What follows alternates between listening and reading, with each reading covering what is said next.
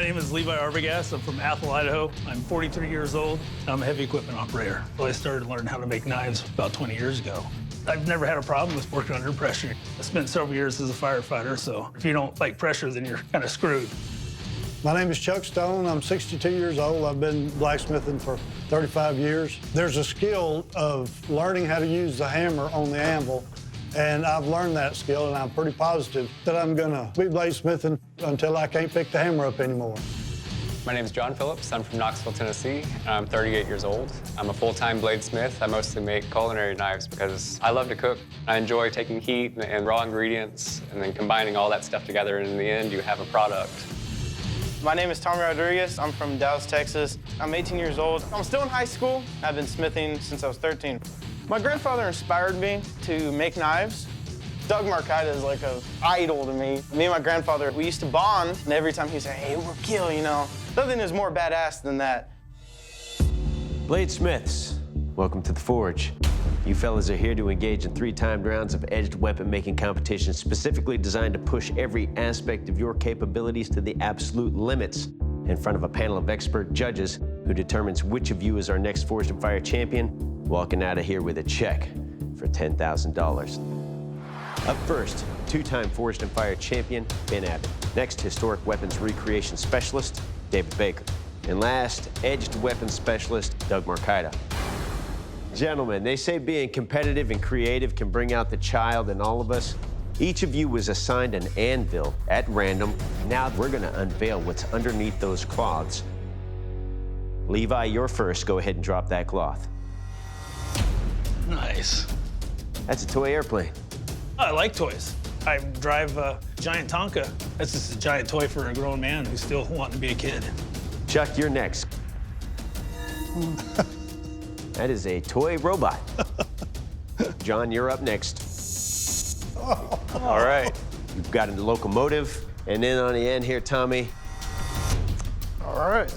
We've got a toy fire truck. What the Making a blade out of a toy fire truck is the last damn challenge I would have expected them to put in front of me.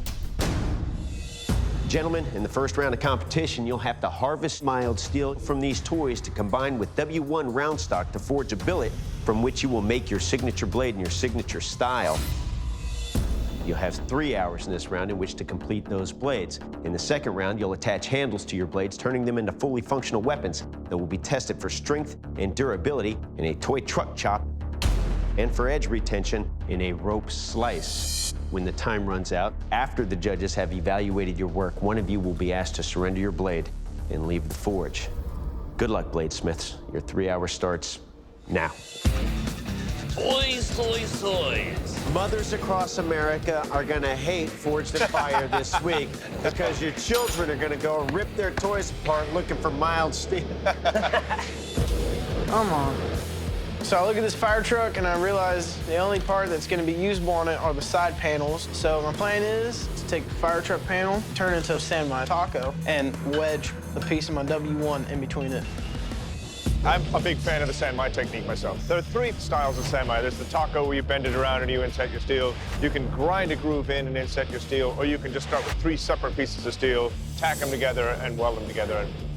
I'm gonna be making a kind of kukri style blade. I've never made a blade out of a fire truck, so let's see how it goes. Some of these pieces you can see on the toys are large pieces, others are small. So combining that steel with the W1, you need enough volume to make that knife. As a kid, I spent more time taking apart toys than I spent playing with them. But I've never tried to make a knife out of a toy. There's a piece of steel on either side of the cabin, and my plan is to do a Sanmai sandwich method. Usually before I do a Sanmai, I'll have 3 pieces of metal that are all the same size because you need everything to heat evenly all the way through to get those welds to set. But here I've got a big piece of round stock and then 2 very thin pieces of mild steel. So it's gonna be tricky to make everything work. Is it me or do I see off-season Santa out there? Toys and Chuck's beard. That's a serious work of art. Yeah, really. My plan is to take the mild steel and fold it over to the Sanmai taco. Sanmai can make a real strong blade because of the high carbon steel you use is sandwiched in between mild steel, and the mild steel has a little flex. I'm gonna make a camp chopper, something with a nice curve on the blade, something that's got a lot of heft. You want to talk about a King Kong recreation. This is it, man. Levi just tearing into this thing. I'm gonna use the samurai method to make my knife. Gonna have no contamination. Make sure I'll get a damn good weld. I got my metal in the forge. I'm gonna try flatten it all out. I'm gonna try sand the two together, weld it up. I'll have my knife. I'll start shaping it. Get a little edge on there. I'll be ready to go. Bladesmiths, 1 hour has elapsed. These guys all seem to be going with the same mind. They have to get those toy parts totally clean and then get the steel to the right temperature to set a good forge weld. I had promised my grandfather before he passed away that I would compete, and that's why I'm here today. If he was still alive, he'd be like, wow, you even got on the show. This hydraulic press is awesome, but I underestimate the power that it has behind it, and What is Tommy doing? starts like this, goes to this, then goes to that. I've drawn this billet out to the point where it's no longer a kukri, and it's not gonna be a kukri. That thing's a cutlass. Look at that thing. I need a new plan. I'm gonna make it a slicer. I want to get the W1 down to a nice even thickness so that I can stick the mild steel on it. The side of the train is all painted with black spray paint, and the other side is pretty clean to weld onto the side of the W1. And then, of course, brain fart. I welded the wrong side to the blade. That paint's gonna cause delamination. So now I've got to cut that off and redo it. It's a really silly mistake, and I'm hoping that doesn't cost me too much time. I have my W1 flat, and now I have to combine some of the mild steel from the robot. I just need to place it over the backbone of the knife where it's going to have the most stress, and hope that works. That's not a bad idea. The taco technique has a lot of strength. As I'm drawing this W1 out, my goal is to get it to the same size as the airplane wings. Piece of cake. It's time to do my samurai and get it welded. I have not done a forge weld this long before. The surfaces have to be perfect because there's 14.5 inches of weld that could go wrong any place on it. Big sparks. Levi right away throwing those mighty hammer blows. I'm a traditional blacksmith. I do it all by hand. And you gotta hit it with vengeance. Good weld. 2 hours has elapsed. I need a forge weld this. The entire challenge is based on whether or not I get this forge weld set properly. Heat up my taco, I'm gonna wedge it W1 in between it, I'm gonna cover that bad boy in flux, and I'm gonna hit it till it's stuck. Tommy is kind of making me nervous. We put that folded over staple of steel on a dirty blade, no MIG welding to hold it still, and is just trying to hammer it together. It's a really, really difficult way to make that stick. I grind off the excess steel, and boom. Yeah, that is not welded. I have to forge weld it again, so I'm definitely behind right now. Now that I've got everything cleaned up and re-welded, it's really important for me to get this metal really, really hot. That mild steel requires a lot more heat than high carbon steel in order to get the forge weld to stick. There you go. You really want that steel up to a hot working temperature without burning it. I feel real comfortable behind the power hammer, and I'm not a big dude, so I gotta use any mechanical advantages that I got. John's over there on the power hammer, man, and he looks like he's building a big Kyber-style knife. Yeah. It looks really good. Everything is a nice, even color. When I hammer on it, I'm not hearing any sort of hollow noises or anything, so I feel like everything is nice and tight. The forge weld is going pretty good. You heat it up, get it good and hot, hit it, and repeat. It's funny that we have a Chuck here in the middle of our child's play competition, and he's making a murderous-looking blade.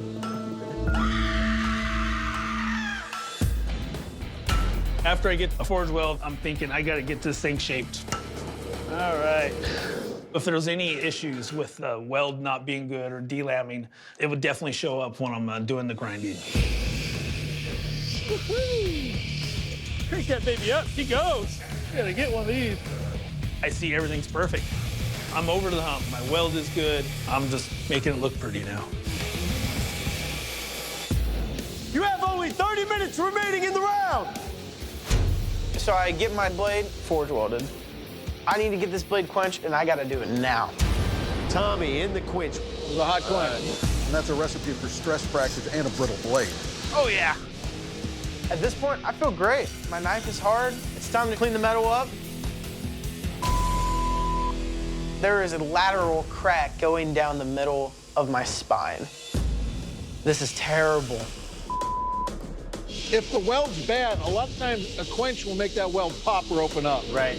I cannot grind this out. I need to reforge this. And it looks like he's really trying to just make this forge weld that's not working out stick. Time is running out. If I don't get this mild steel welded on, I'm going home. I mean, he's shaking his head. I mean, he seems nervous. Not good. There is a lateral crack going down the middle of my spine. So I reheat my blade, put some flux on it, and I try and set those welds one last time. He's really trying to just make this forge weld that's not working out stick. At this point, pull those pieces apart, clean them, and then forge weld it together. It's the only way he's going to get it to stick. This is going to be the last quench no matter what happens. I cannot go back. I do not have enough time. Boom. I look at it, and the crack's still there. Not as bad, but it's still there. I don't have time to worry about it, and I don't have time to fix it. I'm gonna start peeling off material. John in the quench. Good. That's just a testament to how hot that must have been when it went in. These blades are so hot going into this oil. We're seeing some of these blades nearly at forge welding temperature going into these quenches. You can literally blow your sandmite billet apart if you aren't careful. I'm really worried that I got the steel too hot because I shouldn't have gotten two big fireballs after pulling it out. If I overheat my blade, that means that I'm going to develop cracks and possibly have a brittle blade, so I'm pretty concerned about that. I've got about 10 minutes left, so I need to get some of that forge scale off. I see two big cracks all along the spine of the blade. They could be because I quenched too hot. There's absolutely nothing I can do. This could definitely send me home. Chuck just quenched it. I've got a seam here, but there's enough thick metal in between there. Hopefully it'll hold up. And that little bubble there, it didn't get welded. So I'm gonna try to grind that out. Levi quenched, and his blade is very hot. Flames just started going up everywhere, and I instantly thought, oh, I just screwed up. Way too hot when I put it in there. It could delam, it could split the W1. There's all sorts of things that could happen. I'm gonna pull this thing out, and it's gonna be just a disaster. I don't wanna look. 5, 4, 3, 2, 1. Bladesmiths, shut down your machine. Stop what you're doing. This first round of competition is over. Going into the judging, I'm worried that they're going to think that those cracks go deeper than they are, and they're going to send me home. Bladesmiths, in the first round of competition, we asked you to take mild steel from a toy and use it with some W1 round stock to make a signature blade in your signature style. Now it's time for the judges to take a closer look at your work. Tommy, you're up first. Please present your blade to the judges. Tommy, first off, I'd pay a lot of attention to the structure of this steel. There's some serious surface cracking. There's one that's right up here next to your weld that goes about halfway through your blade. So if you were to move forward from here, the structure in this region is going to need to be addressed. All right, John, you're up. Please present your blade to the judges. Right off, it's a good working chopper shape. And when you're looking at one side of your blade, it's very solid. But that looks like a very deep crack. So if you move into the second round, you're gonna need to come up with a plan to deal with this. All right, Chuck, you're up. Please present your blade to the judges. Obviously, you have your mild steel here that didn't really weld properly, but it's a good thing that we're not going to be hitting it sideways. With the edge here, you have no issues. It's just that one spot that you have here, that stress riser, could be caused by bending or overheating the blade. It could break at this spot. So you have to deal with that. All right, Levi, you're up. Please present your blade to the judges.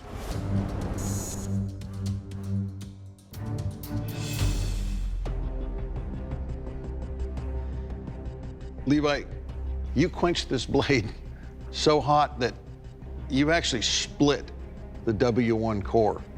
I just don't think it's repairable. Levi, unfortunately, your blade has suffered critical structural failure and can no longer continue in this competition. I have to ask you to please leave the forge. Is what it is. In the end, I quit it too hot. It sucks. I'm not coming home with a win, but I came here for the experience, and it was a hell of a journey. Bring me back on a redemption or something so I can go out and kick some ass again. Bladesmiths, congratulations. You fellas have made it to the second round of this competition. It's time to turn your blades into fully functional weapons by attaching handles and guards to them. You'll have 2 hours in this round to do that and address the flaws and issues that were identified in your blades. After the time runs out on the clock, we'll be testing your blades for strength and durability in a toy truck chop and for edge retention in a rope slice. I remind you that after your blades have been tested, one of you will be asked to surrender your blade and leave the forge. Good luck. Your 2 hour starts now. Welding. There's a lot of flaws in these blades. I expect to see a lot of welding going on in this first couple of minutes. My game plan for round 2 is to weld the spine and try to get that knife pulled back together somehow. If I don't fix this, it's definitely going to break on the first hit. I think the most important thing is to open up that weld channel so there's something for the weld to stick to. If you just squeeze that closed, you're just going to get a surface weld, and that cavity, that chamber inside there's still going to be there, waiting to pop open. All that heat creates a really brittle spine, so now I need to soften that up. That is smart. Give it a nice blue temper, just to remove any of the brittleness that comes from just MIG welding there. Okay. I'm pretty satisfied about the way things are coming out, but I have no idea if this is actually going to work or not. Tommy's blade has not only a pretty significant crack that runs right at the end of where he welded on the mild, but also from there forward. It's like a dry lake bed. You know, it's all crackly. And I just start buffing out material.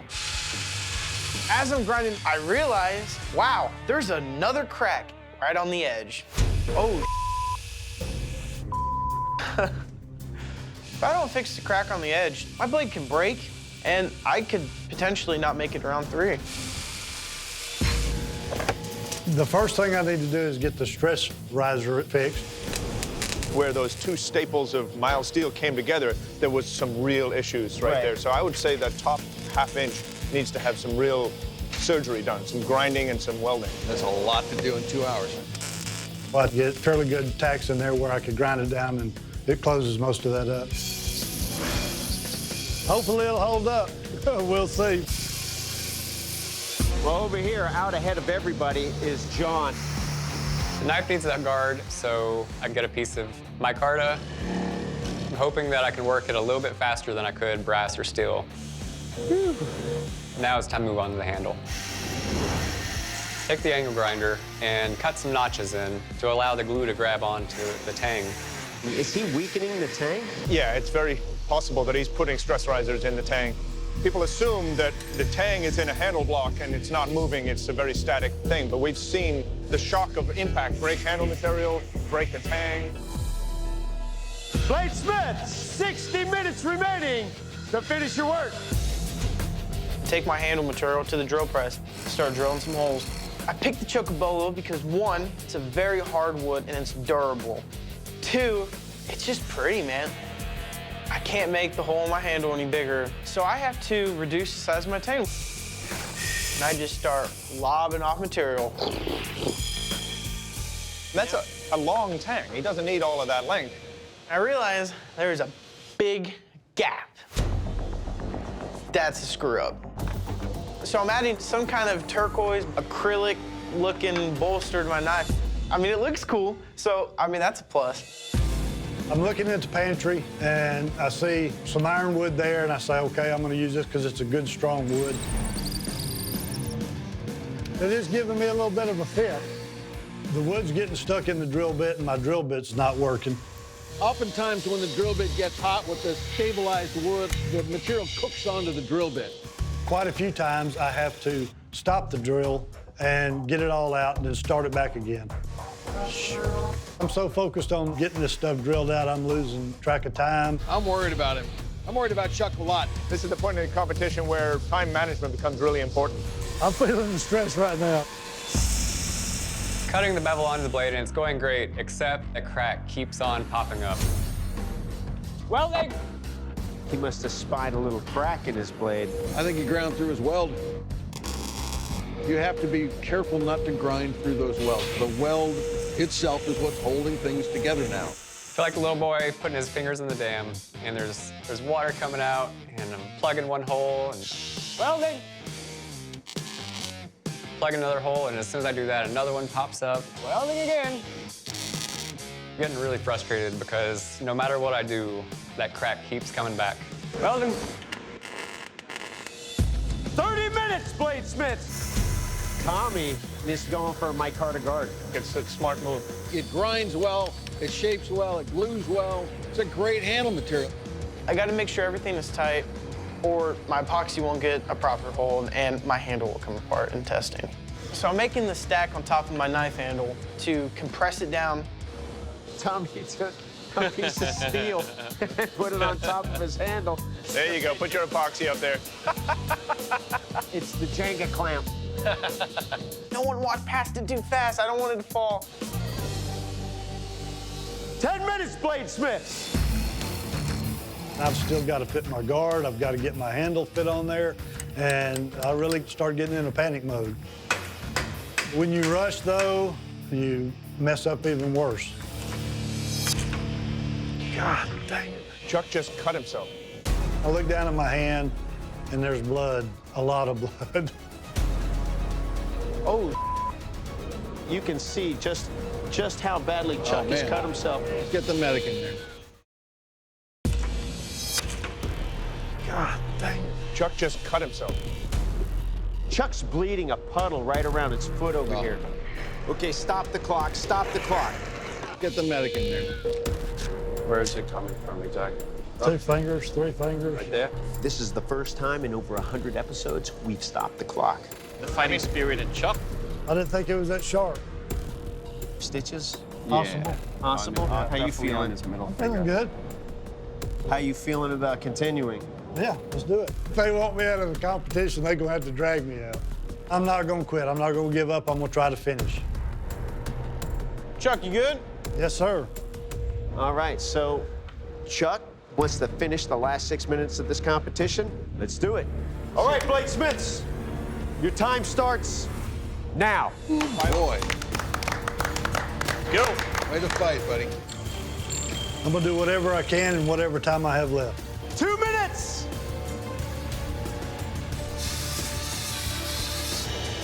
5, 4, 3, 2, 1.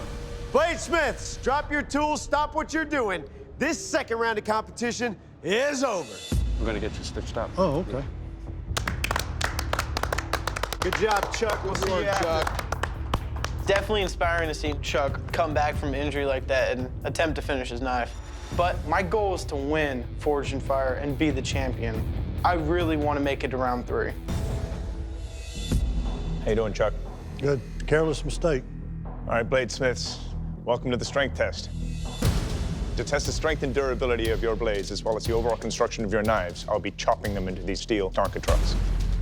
Remember, this test is all about what those trucks do to your knives, not what your knives do to the trucks. Tommy, you're up first. You ready? Let's do it. Round 2, I tried to fix the issues with the cracks in my blade by trying to grind them out. I'm just hoping nothing breaks.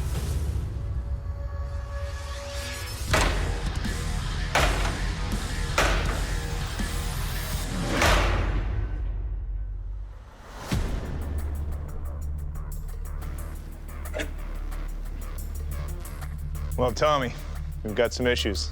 Your blade is now actually 3 pieces. The 2 you can see, and there's a section missing off the tip here as well.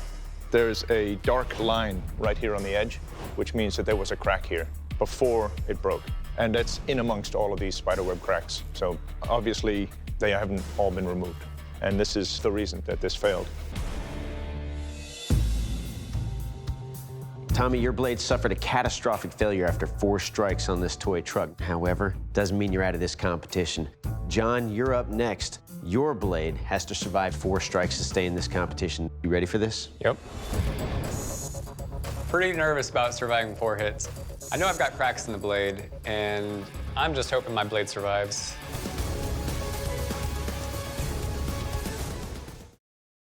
I know I've got cracks in the blade, and I'm just hoping my blade survives.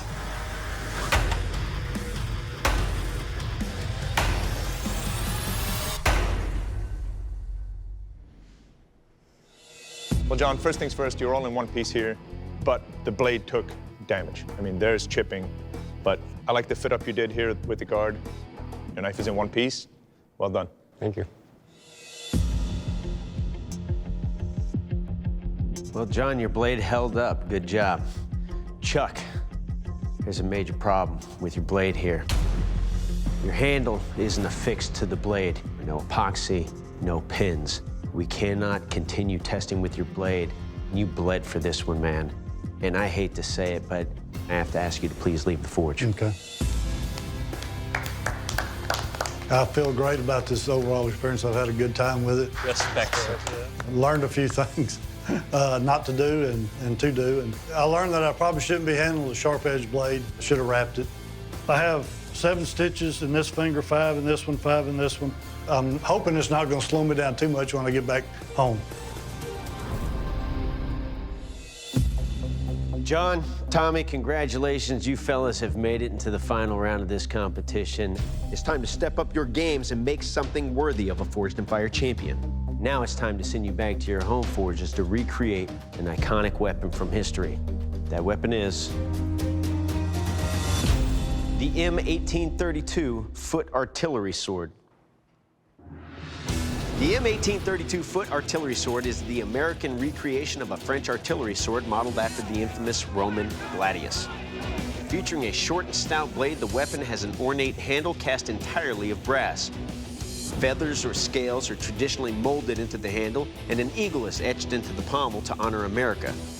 Produced through the end of the 19th century, the M1832 was issued to artillerymen, but more widely used to clear paths through thick brush and as the last-minute lifesaver. When called upon, the sword was lethal in close quarters and was employed by disemboweling horses to bring down the rider, who then was finished in quick fashion. Make sure your blades fall within the following parameters. The length of the blade must be between 19 and 21 inches, be double-edged, and include a triple fuller on each side of the blade. In addition, you must have a dragon-scale detailed handle and a pommel. It's a very odd sword. It's long enough to be a sword, but it's not exactly like what you imagine a sword being. I've done blades of this shape, but nothing exactly like this. This is very unique. You'll have 4 days at your home forge in which to complete this challenge. At the end of your 4 days, you'll return and present your weapons to our panel of expert judges, and after they've tested the hell out of them, you guys will graduate from child's play to full-fledged Forged in Fire champion who wins a check for $10,000. Good luck, Bladesmiths. We'll see you in 4 days. Good luck, man. Excited to be back in my home forge, and I'm ready to get started on things. In the first 2 rounds, I made hands down the ugliest blade that I've ever made before. So I feel like I've got to really make something that's gonna redeem me in the eyes of the judges. So I'm gonna do a Damascus blade. I'm gonna set the welds on the hydraulic press that I designed and built from scratch. Start with 7 layers. We're gonna cut that into 3 pieces after it gets forge welded. Then I'm gonna stack that. I'm gonna repeat that process 3 times. Then we're gonna do a twist. That's gonna look pretty cool. And then hopefully get the blades forged out. That's looking good.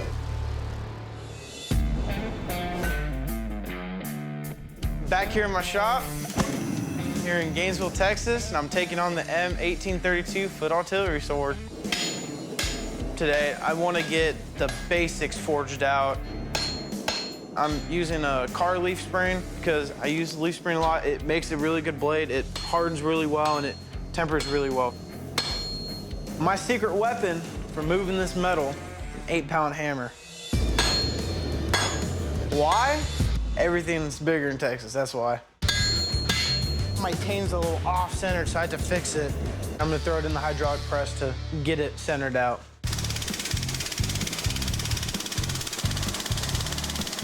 A little slower. She's a little ugly, but she moves metal. That's all that matters. Oh, perfect. Woohoo! Today I'm going to get working on the handle. I'm going to be putting a lot of my own twists in this weapon. So I'm making a cast bronze handle. In order to cast this out of the bronze, I've got to make a positive regardless. So I could use any type of wood. I could use clay. This is just a really easy material to work with. So the idea is that the metal is going to travel down this tube. It's going to fill this handle up. It's going to come down the bottom, fill these up, and those will come out in the mold as cast bronze. So this is a razor tip wood burner. I'm going to use this to put the dragon scale texture. This handle is going to take longer than the blade when it's all said and done, but I think it's going to be well worth it. Love it. Looks great. Yesterday, like putting in the fullers and quench. So I'm gonna start forging the garden pommel. Let's get her done. I'm using a piece of round stock, mild steel. Nothing special, but it works. Looks good. So grind the bevels in is what I'm gonna do next. I'm here, round 3. So happy I'm in round 3 to begin with. And build so far is going really good. Build so far is going really good. My blade goes through and it catches on the belt. It has happened to me in a similar situation where it's catastrophic. This stupid thing. I have a curl in my actual edge. I have to match the rest of the edge to that lower point now. If I don't, this could potentially be a weak spot. Just gonna grind it out. Nothing I can do other than that. Just gotta roll with adversity. Today I have to finish getting the handle cast. I've got the original built. Now I need to make the mold for it. So this is casting sand, so it holds shape really well. So what I'm gonna do is pack this down into the bottom of my flask, lay my positive in there, and then pack it in nice and tight. Beautiful. That's awesome. So I've got my 2 halves now. Now I'm ready to put them back together and get them out to the foundry. I've got some bronze that I'm gonna start melting down. Once those get into a molten state, then we'll be ready to pour. The first time you're casting any design, there's always a lot of issues that can come out. You know, the metal could cool down too much before it gets down to the bottom. The mold could collapse on itself. It could just wreck inside and I don't know it. All right. If this doesn't work, I'm screwed. A bad pour is gonna set me back at least half a day, and I really don't have that time to spend.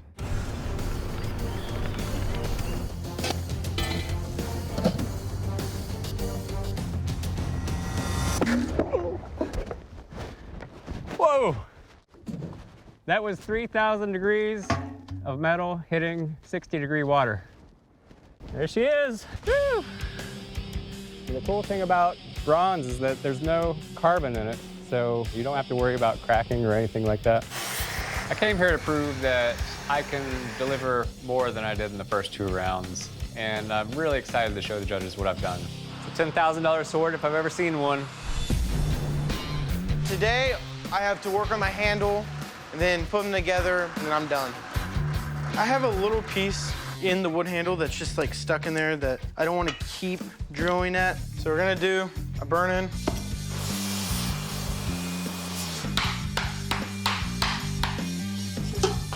Handle is completely fitted, so sweet. Last thing on my checklist is fit and finish, so let's get it done. My age definitely made me the underdog in this competition. I mean, I'm still in high school. I think John should be worried a little bit. I think he underestimates me, so we're gonna have to see. It's got a little heft to it, but I mean, you can move it around.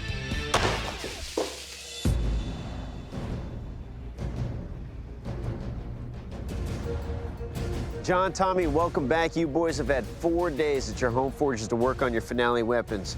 And I must say, I don't know that I've ever seen two weapons so different. John, how'd it go for you? It went great. I did 185 layers of twist pattern Damascus, 15 and 20 and 1080, and a cast bronze handle. All right. Tommy, how'd it go for you? Tell the judges about your blade. Went really well. I used a piece of card leaf to make my blade. It's a little ugly, but I think form of a function for sure. All right, gentlemen. Your weapons will now be put through a series of 3 tests, a strength test, a sharpness test, and up first, the kill test. Doug? To find out what kind of deadly force your artillery swords can supply, I will take your weapon and deliver killing slashes on this ballistics dummy. John, you're up first. You ready for this? Ready. Let's do this. Coming to this test, I'm just hoping that my blade holds up. I know it's a sharp blade, but I hope that it kills.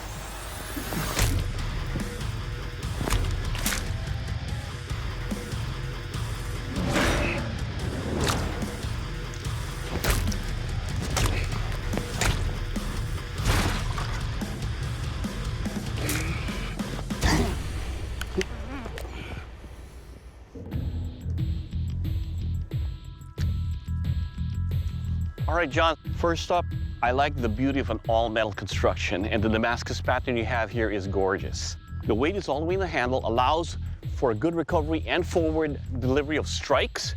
Your edges are very sharp. Every cut cuts deep, cuts the bone and into the organs. And most importantly, sir, it will kill. Thank you. All right, Tommy, your turn. You ready? Get her done. I know my blade is sharp. I think it's gonna kill. Plain and simple, it's gonna be deadly.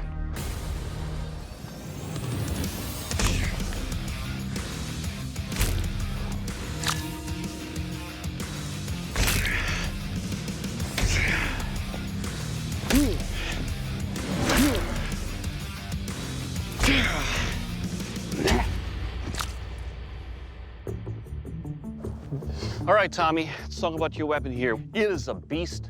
The weight of your weapon is all forward, that it actually takes a lot to pull it away for a second strike. But the thing that your beast does have is a very sharp edge. Every cut is very deep, but it takes a lot of work to control this beast. More importantly though, sir, it will kill. All right, gentlemen, it's time for the strength test. Now, why bring swords to a gun range? Well, so you too can join one of our 2 clubs. The Oh My God, They Broke My Blade with a Bullet Club, or the Bulletproof Sword Club. So to test your blades, we've got our firearm locked in a vise. We've got your blade locked in another vise downrange. We're gonna fire 1 round at that thing. It should split that bullet clean, or worst of all, see that blade shatter. John, you're up first. Are you ready for this? Yep. Okay. I'm really nervous. I know that it'll kill, but I don't know if it'll handle a bullet. This bullet could just split my blade in half. Fire. This bullet could just split my blade in half. Fire. 4 holes.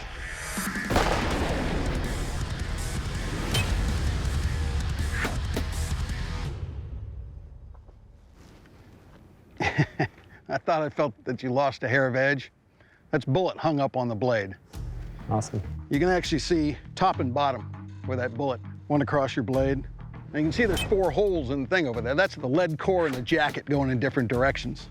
So you split that bullet nicely. I don't see any damage to your blade. Well done. Excellent. Good job. Thank you. All right, Tommy, are you ready for this? Let's do it.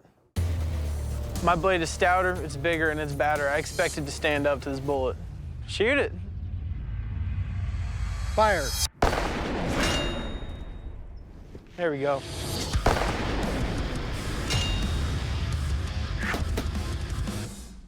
All right, Tommy, well, your blade took some damage in that bullet test. There's a chip in one spot, and the other spot you can actually hear my fingernail catching on that roll. Having said that, it doesn't feel bad in my hand, but it is very heavy for this type of sword. But as far as the strength test goes, as you can clearly see, you took some damage. All right, bladesmiths, now that we know your blades can take a bullet, it's time to find out if they can cut. This is the sharpness test, the shot bag slice. Now, unlike the strength test, this is all about what the edge of your blade will do to these shot bags. A sharp blade should cut cleanly, John, you're up first. You ready for this? Yep. Let's do this.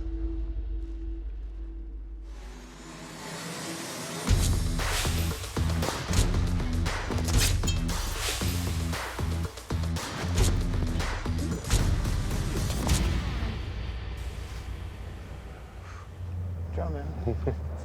This is what I love about your blade, the balance. It is fun to wield, it is fun to move around, it cuts with every slice, it will cut. Thank you. All right, Tommy, it's your turn, sir. You ready? Let's do it. I feel like I'm a little behind. I took some damage in the last test, and I really need to outperform now in order to win.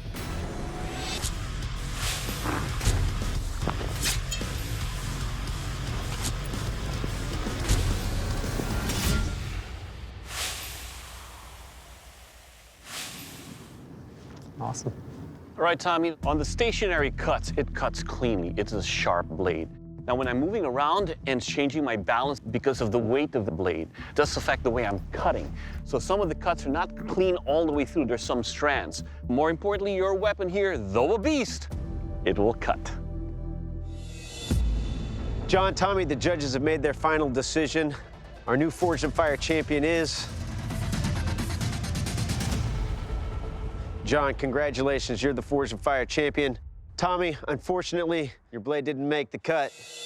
Tommy, this came down to three things. The weight of your blade made it harder to wield, its rough construction, and the fact that it took damage in the strength test. Those are the reasons we're letting you go. Tommy, you made a beast, but today it didn't make the cut. Please leave the range. Thanks, sir. Thank you. I completely agree with the outcome. John made a better sword. Beauty overcame the beast in this situation, and he deserves it.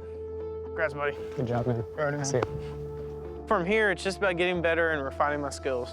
I may not be a Forged in Fire champion, but I'm damn sure proud of how far I came. John, congratulations. You are the Forged in Fire champion, and that is a title that comes with a check for $10,000. Good job, brother. Thank you. Feels great to be the next Forged in Fire champion. Good job, brother. I'm super proud of all the work that I've done. I've come here and done tests that I've never would have expected, put myself into challenges that I never would have tried before, and I've succeeded, so I feel awesome.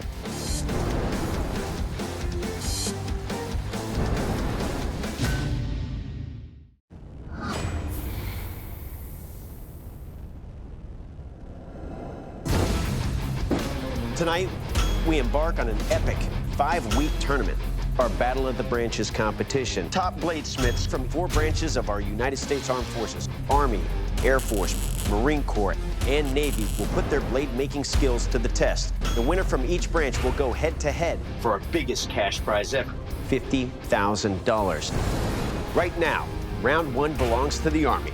I love being with my brothers. There's gonna be some bragging rights at the end of this deal. 4 soldiers must adapt and overcome for a shot at representing their branch in the first ever Forged in Fire Battle of the Branches.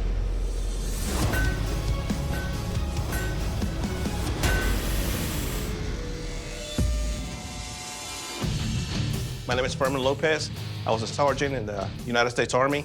I was a Black Hawk combat medic. We pretty much did extractions, search and rescue. I can't wait to get out on the floor, play with the big toys. I'm pumped up. My name is Dave Fraughton, 34 years old. I was a sniper in the Army for 12 years. I've been forging for 6 years now. It's great stress relief. It's the only job that you can have where you can fix your mistake by beating it with a hammer. I'm Jack Stottlemyre, 54 years old. I've been bladesmithing for 7 years now. I'm a retired Sergeant Major, United States Army. I want to do a competition to help promote the veteran charity work that I do to benefit my fellow veterans. My name is Tyler Hackbarth. I'm 32 years old, and I was an E5 sergeant for 6 years in the Army.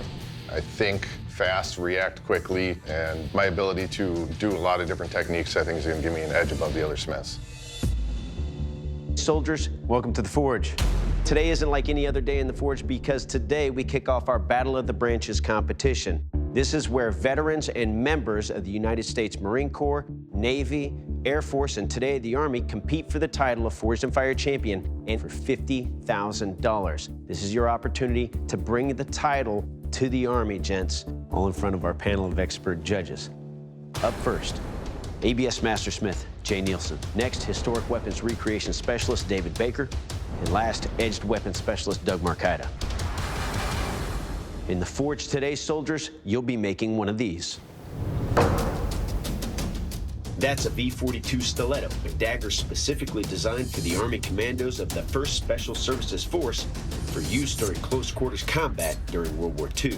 Your blades must be between 8 and 10 inches in length, include a through tang, a 1-inch ricasso, and a textured thumb rest on the ricasso. You have 10 series steel to use to forge these blades.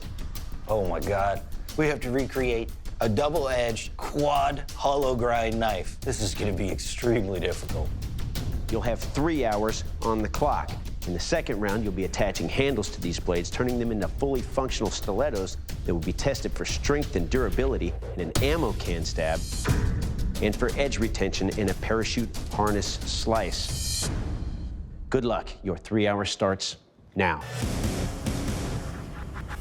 We've got our 4 soldiers all on a mission to recreate a V-42 stiletto blade. These guys have a piece of 10 series mono steel. Good, clean, easy working steel. It's very forgiving. Unlike normally when we have these guys salvage lawnmowers and bicycles and all that stuff, we're giving them straight steel because that dagger blade is going to be so difficult to forge, heat treat, and grind. Go for it, buddy. It's very thin, very light. There's not a lot of profile to it. So Right. keeping that blade strong is going to be the trick. My strategy to get through round 1 would be patience. Don't shut yours off. The weld's not working, so I wait till Tyler's finished with his. You good, man? I'm losing time, but as a combat medic, you are trained to deal with pretty much anything. I like seeing Furman marking his measurements down while steel's heating up. A lot of people go home because the perimeters, that's not happening to me. Making this dagger today is actually a very, very difficult thing to do because it's a quad hollow grind. Quad hollow grind is where you have actually 4 surfaces that have to be ground, and they all have to match. And to get everything symmetrical and everything straight is a very difficult task. It's a proven, strong way to build a blade. You've got that high medial ridge running almost all the way to the tip. Supports the blade, but gives you a really tight, sharp edge. My game plan is just stick to the basics. Nothing fancy, make a functional weapon that'll survive the testing. Dave goes right to hand hammering on the anvil. I'd want to reduce that either on the press or on Big Blue before I started swinging a hammer at it. Sure. My #1 goal is I have to take this 1-inch square stock and make it flat. Holy I turn around and Jack has 4 feet drawn out already. Don't do it by hand. No, I don't have enough. Big Blue it is. That's what you gotta love about the military. If you don't know what you should be doing, look at the guy next to you and do what he's doing. Yep. My game plan right off the top is squashing that 1x1 piece of steel down. The power hammer is taken. When stuff happened in the Army, you gotta act and not react. All right, another option, straight to the press. Even though I can't get on the power hammer in the meantime, and making that material move for me. 1 hour has elapsed. So I'm trying to get everything as flat as I can so I can go ahead and get a point on it, make sure that it's nice and thin, just like the blade. We're all having fun. We're brothers in arms. There's nothing like it. Once I have my point up too far, I take it to do a thermal cycle. I think 2 cycles should be enough. The reason why you do thermal cycles is because when you're given a billet that is so thick, you're actually pounding that metal together. And in order for that metal not to crack on you, you have to do some thermal cycles. That way, the metal can adjust to the temperature. How you doing, Furman? Good, good, you? With a thin blade like that, it's all about thermocycling the blade to make it stronger. It's hot. My strengths in bladesmithing is I can hit steel really hard.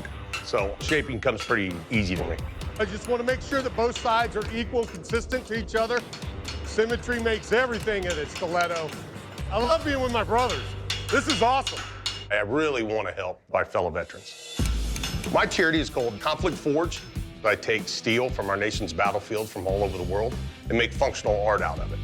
And those go up for auction, and 100% of the proceeds benefit veteran charities. The importance of having this blade perfectly true and straight is because David Baker will find where and why it's crooked. Yeah, buddy. The blade comes out straight. I've got a tip put on, and just to make sure, I measure it. I made it too long. I'm almost an inch too long. I'm gonna cut off that tip and reforge a new tip. One of those is a sniper, right? Yeah. Dave.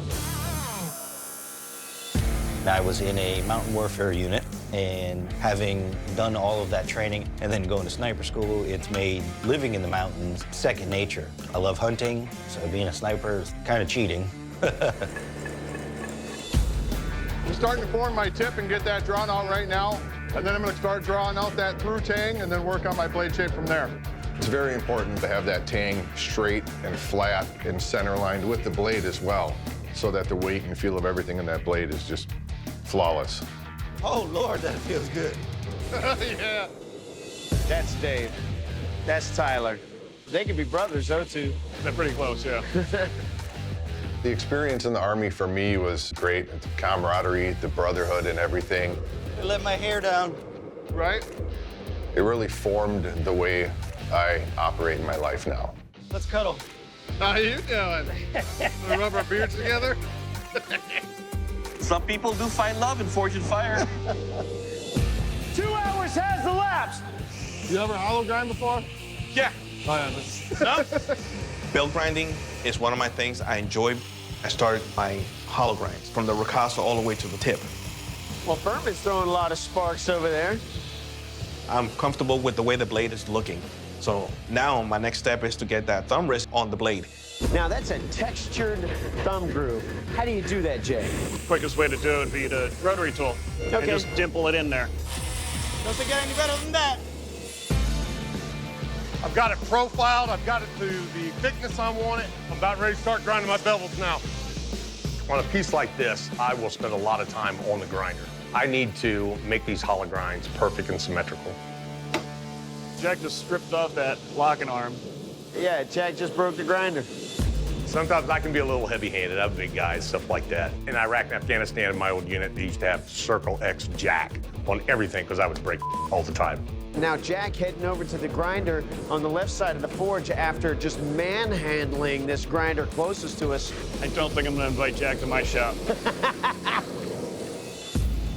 I gotta make it look good for the ladies. I got all the forging done. This knife needs hollow grinds, and I've never used a belt grinder before. Back in my shop, I just use an angle grinder.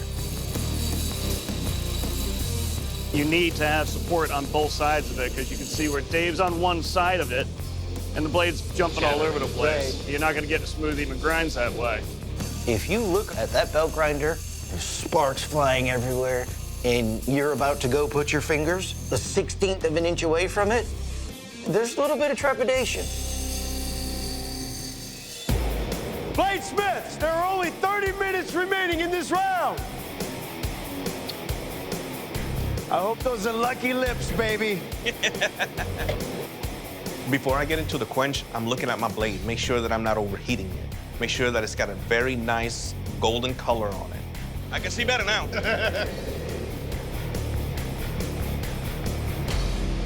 All right, so Furman has just quenched. It looks pretty straight to me. Oh yeah, it's hard. Yeah. What Jack's doing is smart, heating up the base of the blade where the ricasso is the thickest point. And using that rosebud torch can actually keep the heat from traveling all the way to the tip and overheating. The tip on this stiletto is very, very fine. It's almost needle-like, and it's very easy to burn the end of your knife off in the forge. Jack finally went in the oil. All right. What do we got? What do we got coming out of there? We've got a problem over here, gentlemen. This one could send me home today, so I have to get this out. Oh, be careful. That's a big man who's already broke the grinder. If this blade snaps, I'm done. Oh, boy. Don't do that. It's got a little curve to it. The blade is thin, so I can't fix this on the grinder. I need this to work. Oh, be careful. It looks nice. Warp's gone. I'm a little worried about the quench right now because if this wants to warp, as skinny as it is, it's gonna go pretty far. I'm hoping to see that the blade comes out straight. There's no crazy twists, warps, corkscrews, and all of those things can go wrong. All right, so we're getting a little bit of thermocycling out of Dave. I pull it out of the forge. It's really hot. It only needs to be slightly above magnetic, and I'm at a welding heat now. So I need to let it cool down just a little bit before I get it in the oil. Oh, no. Dave's in the quench. Yep. That was not a thermocycle. That blade looked hot. And that's a recipe for stress fractures and a brittle blade. Yep. Tyler's in the oil. Yep. I'm ecstatic with how it comes out of the quench. It's nice and straight. I don't see any warps. So I'm going to proceed to the thumbprint. The Army definitely has a great chance of winning this whole thing. The Marines, unless they're told to think something, they're not really going to be thinking it correctly. And then the Navy, if we put enough water around them, they might be comfortable and have a chance.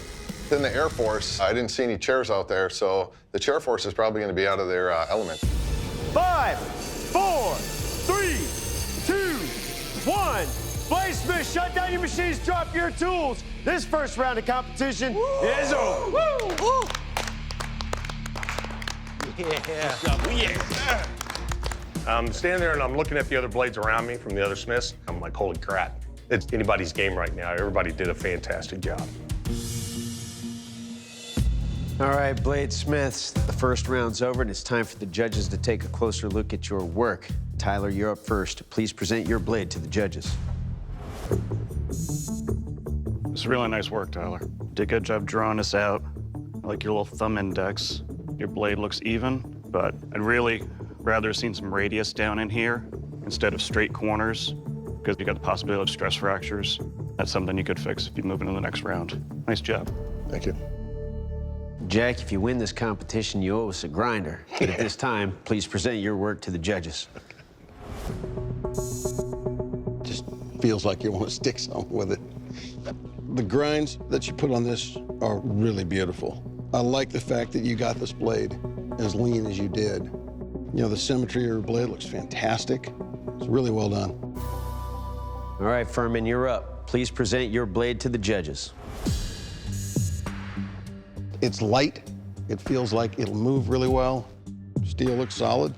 I do notice you ground a bunch off one side, and then it gets fat on this side, and then it gets fat on this side. So evening that grind out on a thin blade like this is tough, but it's doable. But also be very careful, because we're talking about thrusting something, and you need a solid foundation to be able to support the tip as you're thrusting or slicing. Dave, you're up. Please present your blade to the judges. I like the shape. It's a dagger style. Definitely feels like it's ready to go kill. Good job. Yeah, you got a brown crease going across the blade, and it goes to the other side also. So you've got a crack in there. That's probably because of how hot your blade was when you quenched it. There's nothing I can get my fingernail into, so it's a stress fracture, but it runs halfway through your blade. That's an issue. Bladesmiths, the judges have made their final decision. It's time for one of you Bladesmiths to leave the forge. Bladesmith leaving the forge is Dave. And Dave, first of all, I want to thank you for your service, and we also appreciate the work you did here in this challenge. But at the end of the day, having those stress fractures in several spots, that's why we're going to let you go. Dave, please surrender your blade.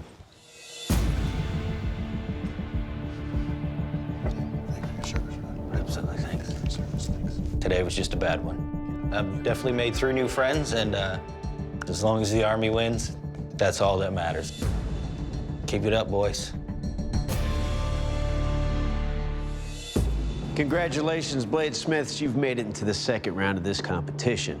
Now that your blades have been tempered, it's time to turn them into fully functional V42 fighting knives by attaching handles to them. And the standard, of course, is that you include a crossguard, a stacked leather handle, and a skullcracker pommel on the back of those blades so that we can test them for strength and durability in an ammo can stab. and for edge retention in a parachute harness slice. You only have 2 hours in which to complete all of your work. I remind you that after the test, one of you will have to surrender your blade and leave the forge. Good luck. Your 2 hours starts now. These guys have 2 hours to make symmetrical cross guards, stacked leather handles, and a skull crusher pummel. Definitely a lot to get done in 2 hours. Doug, you think you could get a stacked leather handle on these blades in 2 hours? Of course. Going into round 2, I grabbed the leather because that's the one thing that's going to take time to get together. I know doing the stacked leather can get kind of frustrating, especially with that clock going on up there. So hopefully nobody shorts out on the handle. I go ahead and I cut pieces of leather and I set that aside. For the guard, I'm just going to use mild steel. I made 3 holes, which is a lot easier to file. This is the harder part because you want to have a nice flush that's not going to twist on you. Sweet. Yes. I do have full confidence that my blade is going to perform well.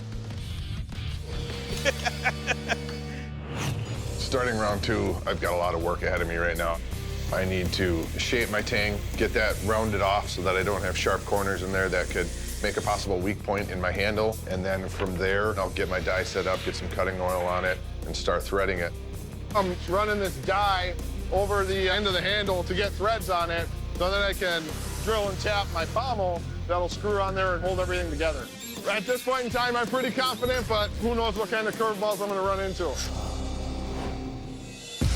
The bar stock, it's so thick, I've got to thin my steel out. Jack is over here. He's fitting up his guard. He's done a lot of work with that, just kind of making sure everything's perfect. Get a hole drilled through it, and I go to start filing it in, and I'm having issues with the files. Sick work.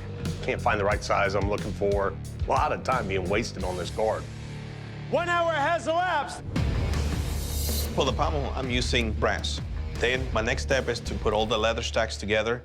Furman's gone with the idea of just punching one large round hole in the middle of each one of those stacks of leather. So that's going to allow that leather to spin if that glue doesn't hold up or anything else. Once it's dry, I can go ahead and give it a nice shape and then work on my blade, because this is what takes the most time.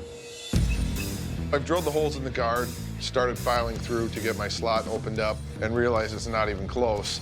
My tang is thicker at the end where the threads are than it is at the back of the ricasso on my knife. Got to open up a hole in the center of my guard for my threads to slide through. Close. I'm also going to have to go back to the grinder and take some width out of my tang. The more time I take off the clock with this, the less time I've got to get my leather punched and stacked and glued and finish this blade for the judges. I've got my guard, my leather, my pommel all glued in. After this is dry, then I'm going to grind all this off, shape my handle, and then I'm going to drill and pin my pommel. For my pommel, I'm just going to drill a hole through there. It's going to fit inside, then I'm going to cross drill it through the tang and pin it. That's the way the original V42 was made. I'm using a carbide bit, and the carbide bits are very short. They don't go all the way through. So here we have Jack trying to drill through his pommel. Oh, no. I think Jack drilled his pommel, didn't drill through his tang yet. If that tang's hardened, as that drill bit's spinning, causing friction, it's causing heat, and if that snaps in that hole, that's going to be a nightmare. Oh, and there it happened. Broken bit. Oh, Nikes. The drill bit snaps, breaks off into the pommel and in my guard. And I've got minutes left on the clock. Got to get it out of there and get my pin in. Jack is in a lot of trouble right now. Yeah. He needs a pin inside that handle to get a solid mechanical connection. And now he's got the drill bit stuck inside there. This could be it. I could be going home today. Oh, and there it happened. Broken bit. The drill bit snaps, breaks off into the pommel and in my guard. The bit is in the pommel. Oh, that's not good. Got to get it out of there and get my pin in. Let's hope Jack drilled at least partway through that tang. Otherwise, he won't have any mechanical connection at all. I was able to get the drill bit out, and I'm mixing up my epoxy. I get my pin coated, and I stick it in there. I run over the grinder, and I grind it off. But right now, I don't know if that pin is going to hold that pommel on or not. 30 minutes, Bladesmiths. All that's left to do is address some of the flaws that the judges mentioned. My grind lines were just a bit off, so by rearranging my hollow grinds, it will make them straight. is straight. Now it's time to sharpen the blade. I've never done a stacked leather handle before. I'm just trying to do my best to keep up with the clock. Tyler's gonna drill through all of his stacked leather at the same time. So what do we expect to see here? Leather confetti. It's working. Yeah, it's going through. I really need to get this handle put together so it fits great in the judge's hands, but there's no time left on the clock. Clock's ticking down. I got a couple minutes left, and I noticed there's a gap between the guard and the ricasso, and it's horrible. So I cut a piece of leather out that matches the shape of the guard and epoxy that and fit it on there, and that fills the gap. That gap is another issue that could send me home today. 10, 9, 8, 7, 6, 5, 4, 3, 2, 1. Bladesmiths, drop your tools. This second round of competition is over. Round 2 was by far the most stressful round. I'm looking at Tyler's and Furman's blades, and they made outstanding weapons. I'm hoping mine holds together and performs as well as I think theirs will. Bladesmiths, welcome to our strength test. The weapon you made was required to have a strong penetrating tip and a skull cracker. We're gonna put both of those to the test in this ammo can, stab and bash. Not really concerned about what your blades do to the cans. I wanna see what the cans do to your blades. Fireman, you're in first. How you feel? Blood pressure high. It's all right, you get medication for that. Yes, I am on it. If anything goes wrong with my blade, it might be the point because you're stabbing metal. And knowing Jay Nielsen, he's gonna give it his all.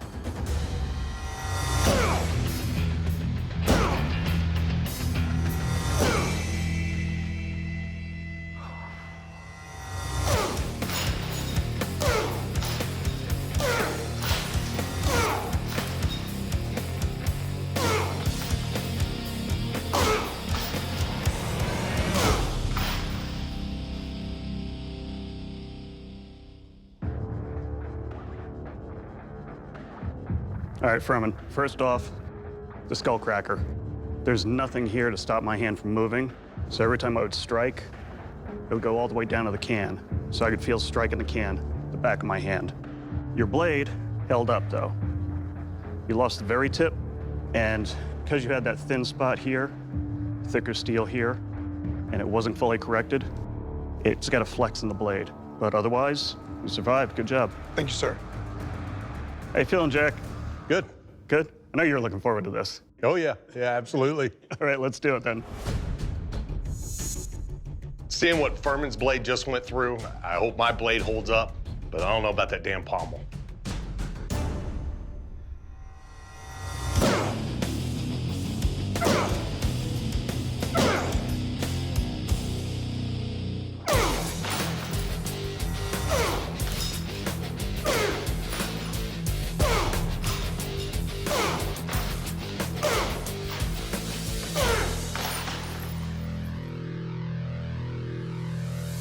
All right, Jack, first of all, the point in the skull cracker and the rib around it made it nice penetrating. I put 3 good dimples in that can without any trouble at all. No movement on my hand, sliding back and forth. Your blade held up beautifully. Edge is great. You got your whole tip, but your pommel's loosened up and apparently that pin came all the way out. We saw that you had a pin going in, but it didn't go all the way through, so it wasn't enough to lock everything together. All right, Jack, you've got a critical failure in your weapon system. Your skull cracker's fallen off. Now it would seem that your fate lies in the hands and the strength and integrity of Tyler's blade. Tyler, you're up next. If you pass this test, you'll be moving on, and Jack, you'll be dismissed from the forge. Let's see what happens. All right, Tyler, are you ready? Ready as I'll ever be. Well, me too. Let's go do it. I'm the last blade to test, and my heart's racing 100 miles an hour. Any little failure in my blade could be sending me home. Any little failure in my blade could be sending me home and lose a chance to compete for that $50,000.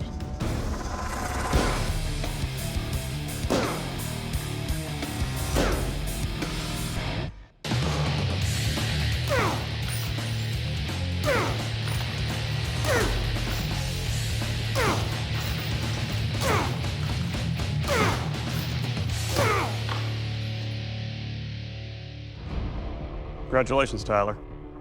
Your tip held up fine. Your edges are still sharp. It's all tight and good. Good job. Thank you.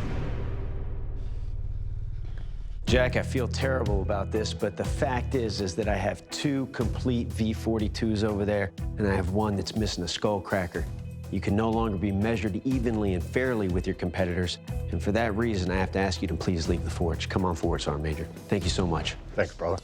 The blade was perfect. It performed phenomenally, but you got to have a handle on your knife, so that's the end of it. I may not be the Forge and Fire champion, but I'm proud of the work I did here. I just want to tell my fellow competitors out there to kick ass and bring it home for the Army. Furman, Tyler, congratulations. You boys have made it into the final round of this competition, which means that you're both 1 step closer to representing the Army in our Battle of the Branches final. Now we're sending you back to your home forges to recreate this iconic weapon. The U.S. Army Officer's Sword. Oh, snap. The Saber. The U.S. Army Officer's Saber has adorned the dress uniforms of the top brass for over a century, but its predecessors are as old as America itself.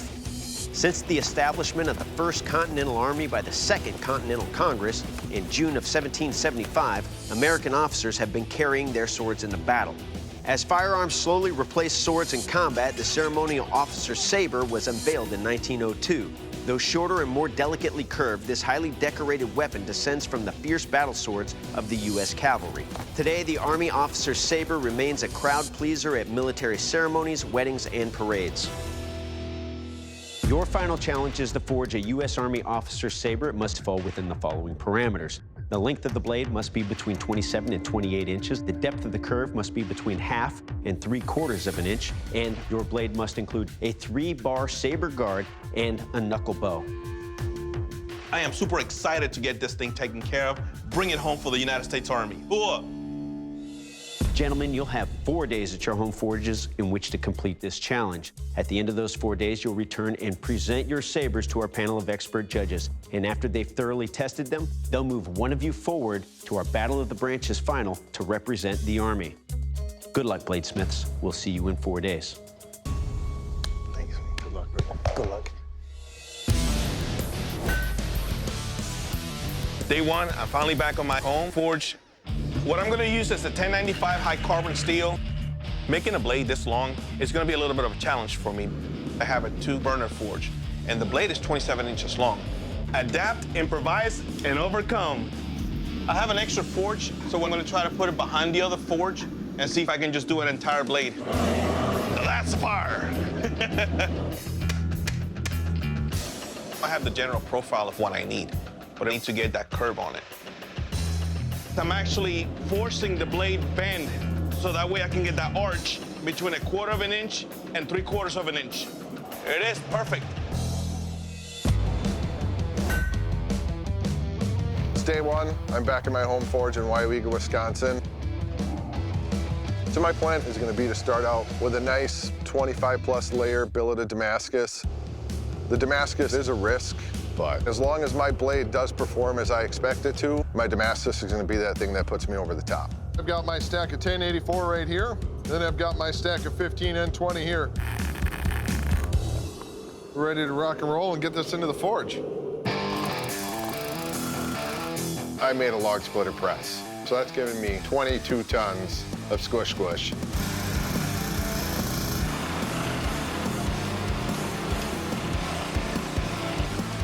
Probably cut this into about 4 bars, which will put us at 108 layers restacked. Then we'll get them over to the welder. We're so hot in there, it's like looking at the sun. Day 1's coming to a close. I'm just getting that last bit of length out of my billet, kind of looking like a saber. 1, 2, 3. Oh, We got a quench tank. I'm hoping the quench goes well. That way I can move on to the guard. I get that blade into the oil. No pings. That's a good sign. That's a very good sign. When I pull the blade out of the quench, the blade actually straightened out instead of taking a curve. So now I'm under the perimeters. I put my blade back in the heat. I bring it out, I put it on the jig that I made. And I don't want to over pull it because I don't want to break it. I made it. It's time to move on to the guard. I have never made anything like this before, so this is a very big challenge for me. I have the metal moving to where I want it to move. Sweet. This is the end of day 2. Got a blade, got a guard. I'm glad it's over. It's day 2 here on my home forge. It's time to quench. I'm really crossing my fingers here that everything is gonna go as planned. Because I don't want to have to start over. Temperature feels good.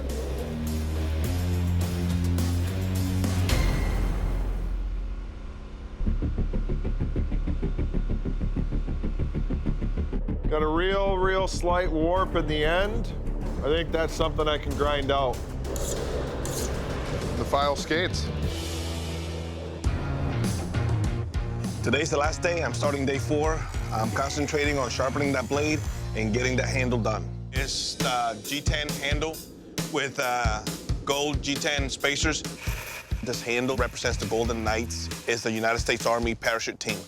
Looking good so far. It's nice and tight. Now just get a drill bit right through it.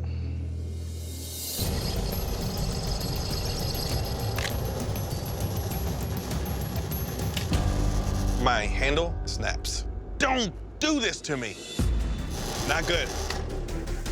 Not good at all. Now, there's no G10 for the handle. This is a huge problem.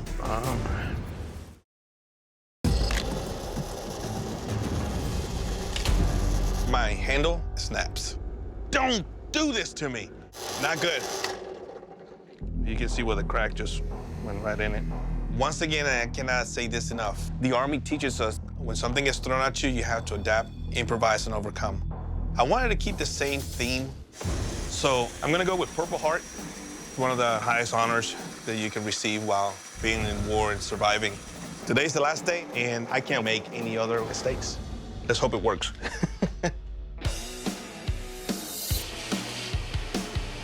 So now, a little bit of epoxy. We are successful on this one. It's day 4 here at my home forge. Plan for today is to finish shaping my handle, get everything polished up, put together, and finishing up a blade that I'm happy with. I rounded off a piece of wood to help me develop that curve in the guard. That's a good start. We're gonna bring out that Damascus. The most rewarding part about making Damascus is going into the acid. I'm just 110% pleased with it. The contrast is great, the pattern is awesome. I can't wait to see this blade tested by the judges. Hopefully I can hear, "It will kill."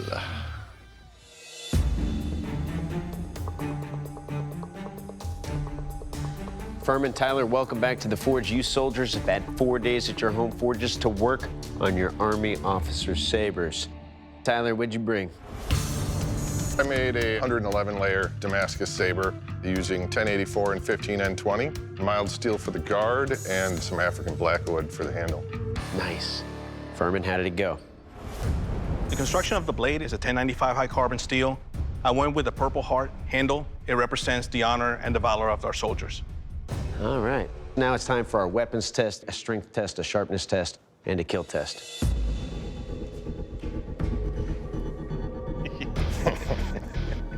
All right, soldiers, your weapons look beautiful, but were they born to kill? To find that out, I'm gonna take your weapons and deliver slashes and thrust on this ballistics dummy. Tyler, you're up first. You ready for this? Ready as I'll ever be. There's no more gruesome or awesome tests than seeing a ballistics dummy potentially cut to pieces.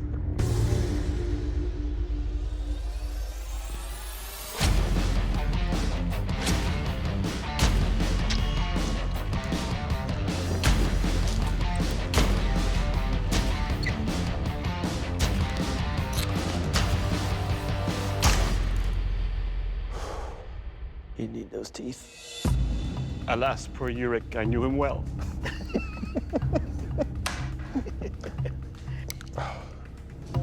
All right, Tyler, this edge is sharp.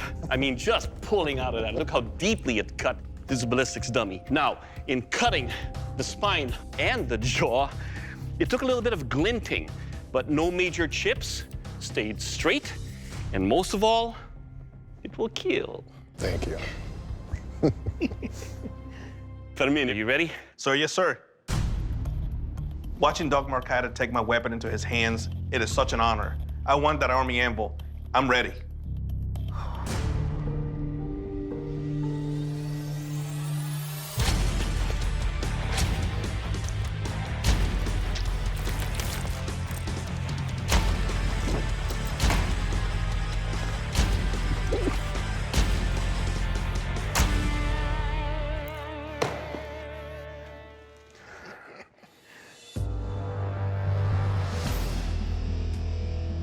As soon as I see the bend on my blade, my heart stops. All right, Fermin, your edge will lacerate and cut flesh. Your tip is sharp to puncture from the back, even into the heart, and it lacerates on the way out. But in cutting the head and cutting that spine, it did take a bend, and there's light chipping on the edge of your blade. But your weapon, sir, will kill. Yeah. Bladesmiths, welcome to the strength test. To test the strength of your blade and the overall construction of your sabers, I'm going to beat them violently into these helmets like they were being worn by my mortal enemy. Now, I'm not really concerned about what your saber does to the helmets or the dummy.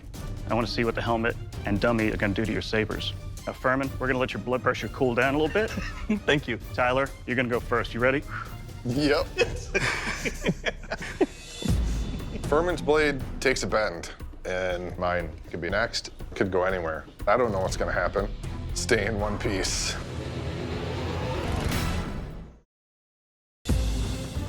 Next test up is the strength test, and I don't know what's gonna happen. All I'm thinking in my mind is, don't break in half.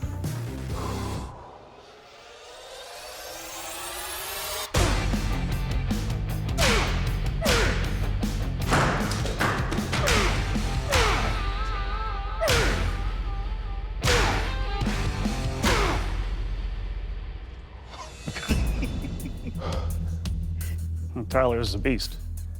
You got some chipping on the edge where I can catch my nail on. I don't see any pulls or delaminations in your steel. It's still in one piece. It's still sharp. Good job. Thank you. Awesome, dude. Okay, Fermin, how you feeling?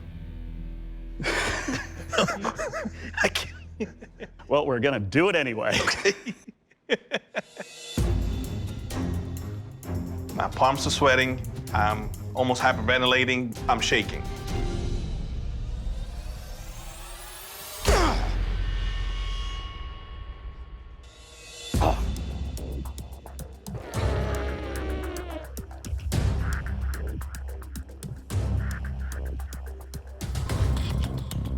All right, Fermin, we got two problems. One, your blade is just continuing to bend. Pretty soon it's gonna be a 90-degree angle. The other thing is your handle grooves are shoving my hand right up against the guard, and it's just bashing my knuckles up into it. You can see my back two knuckles are already starting to turn blue and swell. That's a really big problem for me.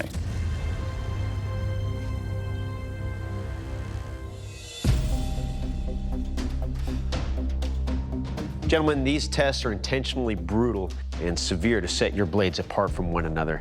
Fermin, we had a catastrophic failure in the middle of our strength test, and we just cannot continue testing with that bent blade. I have to dismiss you from the forge. Thank you so much. Thank you. I gave it my best. Thank you, sir. I totally agree with shutting the test down. I wouldn't want to test it myself and be injured. Represent us well. I will, brother. Tyler, coming up against you was an honor. I might not be the Fortune Fire champion. However, making it this far, it's been an amazing trip. I would love to do it all over again. Go Army. Tyler, congratulations. You've earned the Army's anvil in our Battle of the Branches final competition, where you'll have a chance to win the title of Forged and Fire champion for the Army and a check for $50,000. Good job, brother. Feels amazing, but this is just the first step. I still got to go up against the Navy, the Marines, and the Air Force to prove that the Army can take it all. I'm Tyler Hackbart. I'm the Army champion, and I'm coming for you guys.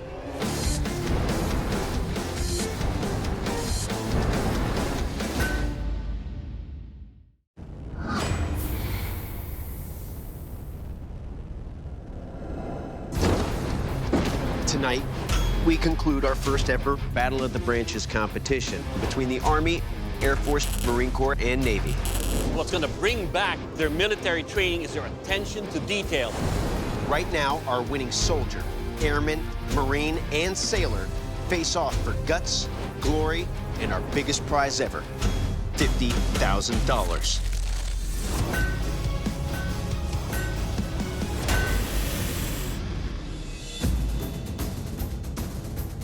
My name is Tyler Hackbarth. I'm the Army champion. To be representing the Army, it's extraordinary. I've got my chance to not only be that guy to win this for the Army, but there's $50,000 at stake. So I'm gonna have to give her hell and come out on top.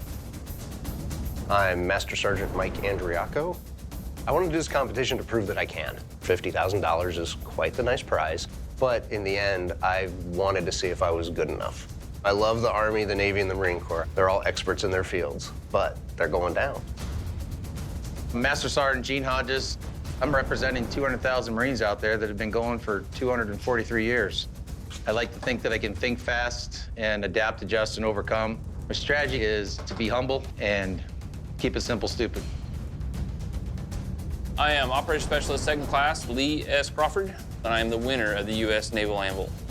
My major concern going into this is getting in the way of myself. The one person that can beat me is me, and we'll just have to see how it plays out. Veterans, welcome back to the Forge. In previous competitions, each of you defeated fellow sailors, Marines, airmen, and soldiers to earn the anvil behind which you now stand and the right to represent your individual service branches in our Battle of the Branches final competition and a shot at our biggest prize ever, $50,000, all in front of a panel of expert judges. Two-time Forged and Fire champion, Ben Abbott. Next, historic weapons recreation specialist, David Baker. And last, edged weapons specialist and Air Force veteran, Doug Marcaida. So, let's go ahead and kick this mule. On your anvils is a cloth. Go ahead and lift that up. Those are stacks of 15 and 20 and 1095 steel that you will use to make a Damascus billet in a pattern of your choosing, from which you will forge one of these. An M3 trench knife. The M3 trench knife was issued to U.S. military personnel beginning in March 1943, seeing widespread use throughout the branches, and in particular with elite airborne forces and Army Rangers. Built as a World War II fighting knife, these blades were light and sharp, ideal for thrusting, stabbing, and even throwing, and served as the base design for future bayonets. They must have a false edge that runs at least 1/3 the length of the blade, must have a through tang and an acid etch. Gentlemen, we don't want you to make an original M3. We don't want your interpretation of an M3. We want this M3. I know very little about the trench knife. I know that they exist. Beyond that, I've never held one, never seen one until today.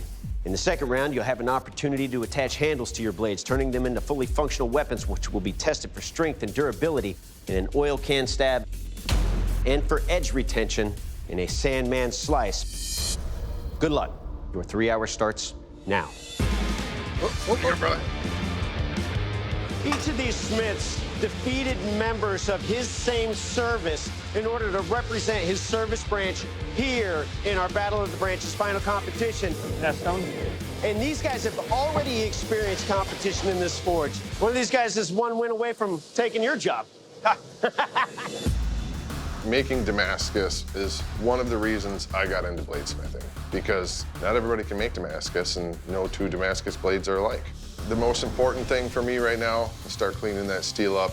How critical is the cleanliness of the steel? It's essential. I mean, if you don't have clean steel, you don't get clean welds.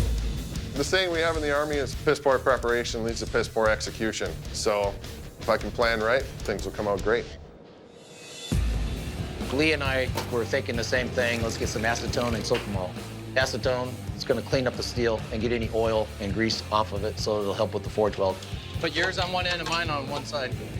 Gene and Lee working together right now to add acetone to one of these buckets so they could clean up their steel. I've never done Damascus, so I'm going to layer them alternating layers, 11 layers in total. Some of these guys may do a cut and stack, they may do a fold, but we're talking about $50,000. So if I can get it to weld once and pull, I'm not gonna chance it by cutting it up and trying to weld it again and then fail and have to start all over. That's so much time lost. So I got my stack welded up, it looks nice and tight. Now I gotta start cooking. What is that? Is that bourbon? You better share, buddy. Water. With Damascus, I'm fairly comfortable. I think I've got the process pretty well down. Right now, it's just waiting for it to warm up, let it soak a little bit, then run it over to the press and set the welds. I feel like I'm falling a little bit behind, but I know how fast this can go once I get it to where I want it to be. It's really important to me to make sure that that forge weld is set. Everything's looking nice and solid. If you have a clean weld on the first forge weld, do you put yourself at risk by going for another fold that ultimately has no bearing on whether or not you move forward in the competition? I would. It's a demonstration of skill, and I think it looks better in the end. This isn't a time to play it safe. This is a chance for me to step up and represent the Army with the best of my game, restack this billet, and kick some ass. So he's got 48 layers now. Nice. Yeah. Ready to cut it, start folding it. Folding? You're a crazy man. My game plan is to get at least 72, maybe 140 layers. The risk with taking multiple stacks is those forge welds don't stick. And if those forge welds don't stick, you're gonna be in a bad situation real quick. When you go to forge weld your new stack, it should be just as clean as your original stack, or else you get problems. Whoa! Damn it. I can see it move. And if it's doing that, it's not welded together. Gene didn't clean those faces really well before he restacked them, and so there's a lot of scale that was inside those joints. Okay. 1 hour has elapsed! Those welds didn't take, and I can keep trying to chase this, or I can just start over with a new billet. New metal. Gene has abandoned his original billet. I'm not gonna give up. I'm gonna turn in a blade that meets the parameters. I'll die trying. I've seen that guy drinking out of that cup throughout this entire competition. Right now, that cup is full of acetone. I hope he doesn't forget. Since I'm not gonna do a fold or cut or stack, I'm thinking to myself, I need to do something to make it pop a little bit. Lee went over to the drill press to put in some divots. Okay. So he's going for a raindrop pattern Damascus. What a raindrop Damascus is just putting divots in the metal randomly with a drill bit, and then you smash it back down again flat, and those raindrops give you a pretty cool pattern on your blade. Now I can start drawing this out. Oh, man! We literally have steel flying through the air. He's trying to take you out, man. I know. He's trying to take me out of the legs. He's trying to take myself out. I tell myself, you need to slow down, you need to focus, you need to make sure you got a hold of your hot-ass metal and do the job right. Sorry. My plan right now is basically retack it, go for some more layers. This is the championships. I can't sit there and turn in a 12-layer if everybody else is turning in 30, 40. I'm worried that Mike didn't do enough cleanup work on those pieces of steel after he cut them apart. I'm ready to start drawing out the second cut and stack billet on the press. Damn it, I opened up. Back side of it splits open. Mike could have a serious problem. I mean, Gene opted to just restart. He saw the seams were bad. Only superior work is going to move forward in this competition. Why not start over? I would have tossed it, started again. I don't even want to move. There's $50,000 on the line here. I don't want to go home. Mike is looking to set that weld. He's worrying me. There's $50,000 on the line here. At this point, my only option I know is to reflux it, put it back in the forge, and just really hope that I'm able to set that weld. Mike's still working to catch up to everybody else. Closing it a little bit at a time. Bladesmiths, 2 hours has elapsed. Same to you. Last time I was here, I had a lot of fun messing with Will and the judges, so I might up my game a little bit this time. Come on, get hot! I've found that yelling at my forge rarely heats the metal, but it does make me feel a lot better. My goal is to get it to the finished blade, and I got a lot of meat to remove in a very short amount of time, and I still have to heat treat it, and I still have to etch it. I'm worried my bevels and plunge grind aren't gonna be as good as they could be because I lost an hour. We're asking them to bring it as close as you can to that particular blade that we have out there. The lines are what we're looking for, the parameters what we're looking for, rather than the pattern itself. When we talk about adding a sharpened false edge, I mean, you're gonna have to have that thicker back spine, but it's gotta taper down to that sharpened false edge while maintaining a bevel all the way down to the actual edge of the blade. Looking at the clock, I know I've taken a considerable amount of time to do what I've done to this point, but Big Blue is a beast. I'm gonna get it drawn out and start getting the shape of my blade in there. Wish it was warmer in here. I do not. Hot still. It doesn't look very hot. I need to make sure that my knife looks like the knife on display because there's $50,000 on the line. So I'm going out of my way to check my knife, take measurements on the display knife, and see how they correlate. Last time in round one, my blade didn't quite meet parameters. What I do not see is that clip. Yes, sir. This time I want to be on point.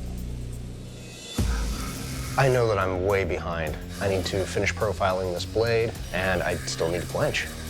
If you notice this blade, it diminishes towards the tip. Yeah. It's not a parallel edge. It looks like a dagger. Bladesmiths, 30 minutes! Can't hear you! Let's get on the airport, We've got a quench out of Tyler over here. It looked like he did a combination quench prayer. I'm gonna be in here for a couple seconds. I'm just gonna take a break and let this happen. And I'm never one to pull it out fast. I like to let it cool, get nice and hard. Blade is perfectly straight. It's time to grind. Gene has pulled out the oxyacetylene torch. You doing an edge quench? Yeah. He did this the last time he was here.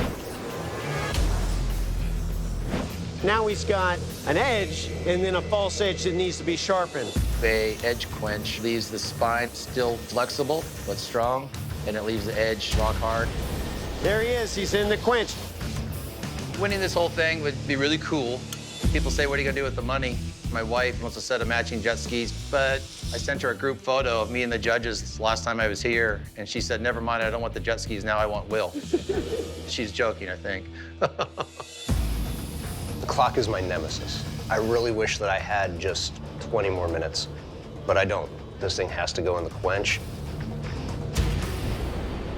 Of course, it catches fire, but not the big fireball I had in the first challenge.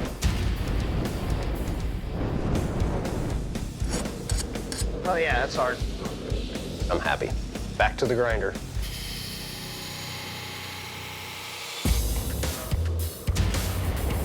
He's in the quench. Color, yes. I pull my blade out, beautiful. We're going to clean up. 1 minute! As I'm doing my tip, I notice this crack on the edge, right at the tip of my blade. I've seen delaminations kick a beautiful blade right off the show, but I'm out of time. Let's get it. 5, 4, 3, 2, 1. Bladesmiths, shut down your machines, drop your tools, stop what you're doing. This first round of competition is over. My goal was to not let the Marine Corps down, and I think I've done that. I'm proud of what I did and proud of what I turned in, so if someone else wants to say otherwise, they can kiss my ass. All right, Bladesmiths. In the first round of competition, we gave you guys 3 hours to make an M3 trench knife. Now it's time for the judges to see how well you've done. Tyler, please present your blade to the judges. Look at that Damascus pattern. It's beautiful. It looks good. Your tang is kicked off slightly to the left, but you can fix that. The one thing is the tip. What you have here is a gradually sloping drop point tip, as opposed to a symmetrical and parallel spear point. Otherwise, beautiful work. Mike, you're up next. What I'm seeing here is kind of like a dagger.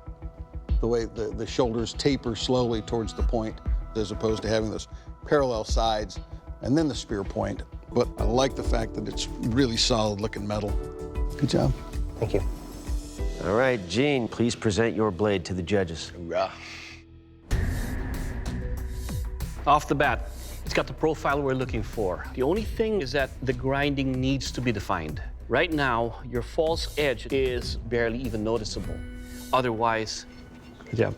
All right, Lee, please present your blade to the judges. Okay, Lee, the biggest thing that gives me concern about this blade is a crack or delamination along the edge of this blade. It is something to pay attention to if you move forward from here, because that's a bad place to have a crack. Bladesmiths, the judges and I are going into deliberation. I'm going to ask you to step off the forge floor.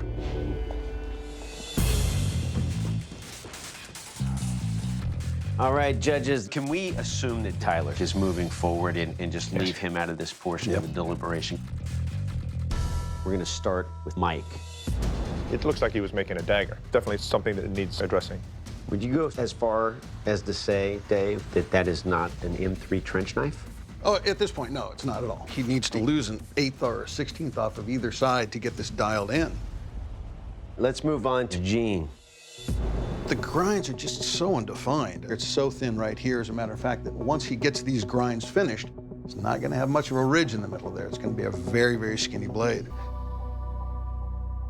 And our last competitor is Lee. It's just hard to tell. But there is a crack. There's no way to tell how deep it is. You can watch it meander along. So it's probably following a weld. Yeah. Doug, you made your final decision. Yes, I have. Dave? Yep. Ben? Yes. Let's go tell our Smiths. All right, my veteran brothers, the judges' deliberation is complete. They've made their final decision. The bladesmith leaving the forge today is Lee. Your blade did not make the cut. Lee, your blade has a crack that runs along the edge that calls into question its structural integrity. For that reason, we're sending you home. I agree. Lee, I have to ask you to please surrender your blade. During this whole competition, I've given 100%, and I hope I made the Navy proud. To my brothers that I went up against in this competition, you guys are awesome. May the best blade win. All right, bladesmiths, now that your trench knives have been tempered, it's time to turn them into fully functional weapons by attaching handles to them. You must also include a skull crusher and an S-guard, and your blades must be acid etched. At the end of this round, we'll test your blades for strength and durability in an oil can stab and for edge retention in the Sandman slice. Good luck, bladesmiths. Your 2 hours starts now. Each one of our veterans are trying to add a skull cracker, a handle, and an S-guard, and then these blades have to be acid etched at the end of the round. The S-guard is another part of this knife that's a little bit deceptive. You can bend it so much that you can't get your hand underneath it, or it bites on your knuckle. Feeling great about my blade going into the second round. Now I just gotta come up with a plan and execute. My tang is about 5 degrees kicked over. I'm at the base of the blade. So I got heated up while keeping the blade cool and get that nice and straight and in line with the blade. If that heat does travel up to the blade, there's a worry that it's going to take the temper out of the blade, so you got to be careful. Hence the keeping it in the water bucket.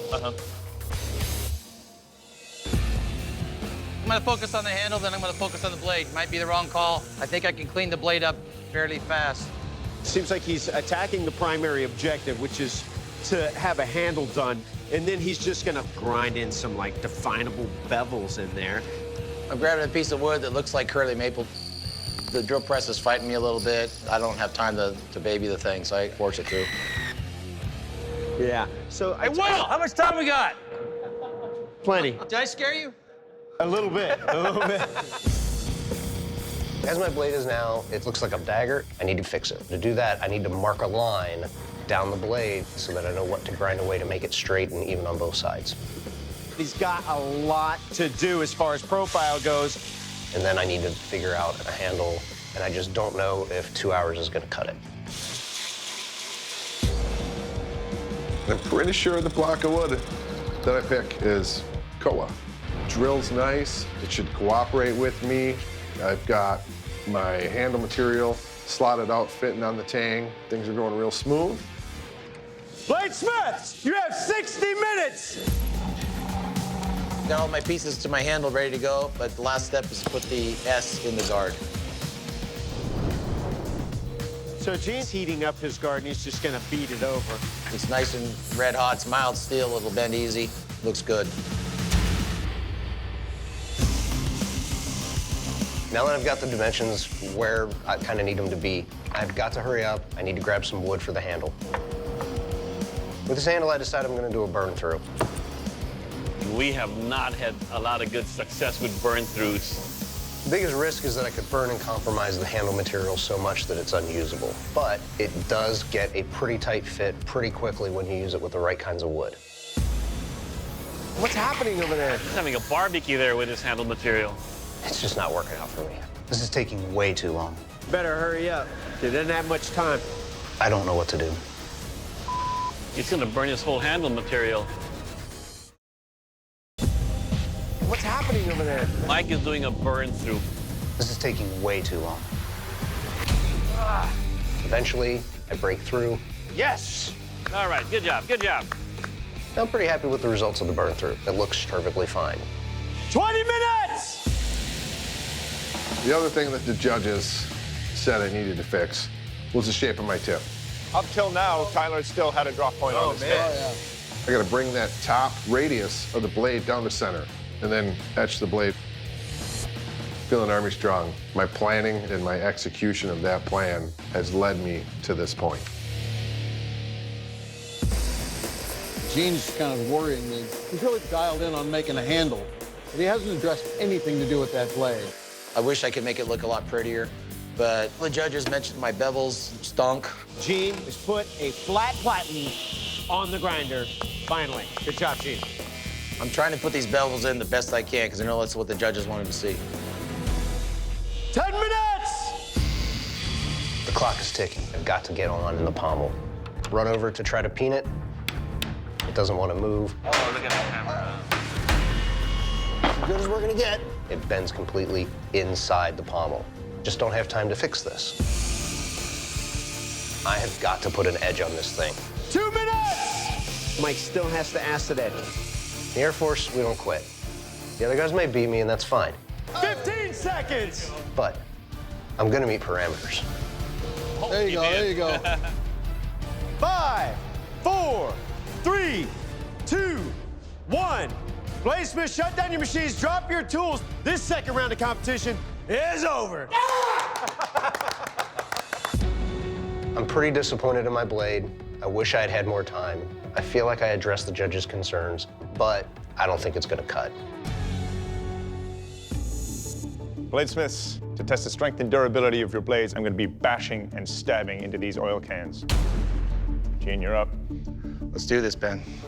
Ben's gonna take it and try to do everything he can to break it, and he's not gonna show any mercy whatsoever. I have a hard time watching it.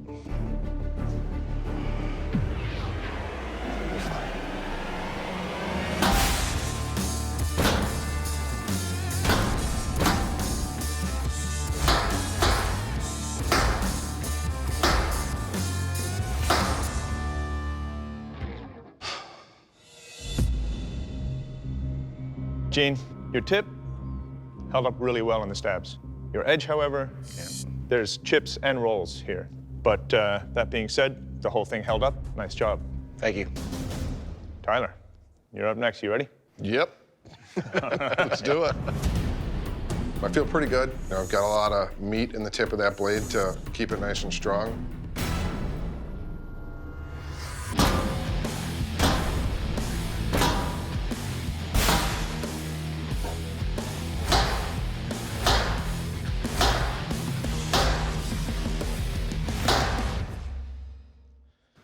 That's amazing.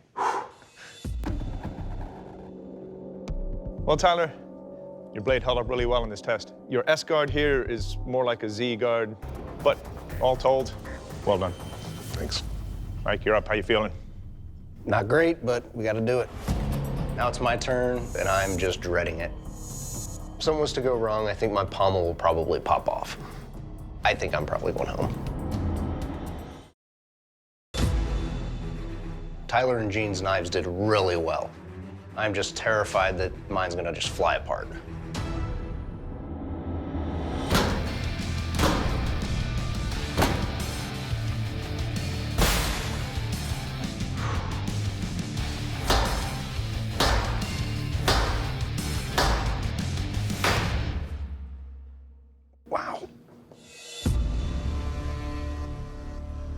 Well, Mike, you hear that? Sir. That's your pommel. Your finer fixed blades have no moving parts. This now does. But your edge held up fine in this test. And you've still got one knife, so well done. Thank you, sir. Next up is the sharpness test, and for that, I give you to Doug. All right, veterans, this is the sharpness test, the Sandman Slice. This is all about what the edge of your blade will do to the Sandman. Gene, you're up first. You ready? Let's do this, Doug.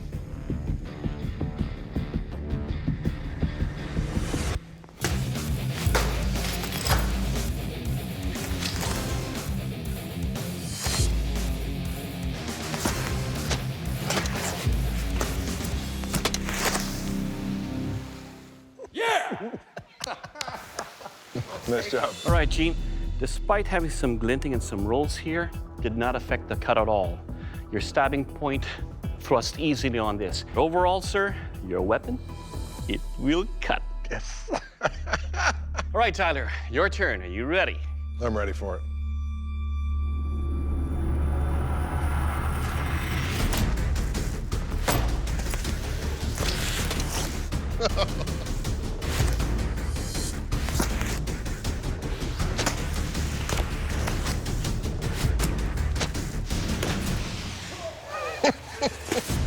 Oh, man. All right, Tyler. But what I like about your blade is the combat balance. It's as easily going forward as it is going back, thrust in, thrust out. Overall, sir, your weapon, it will cut. Excellent. All right, Mike, are you ready? Absolutely. Let's do this.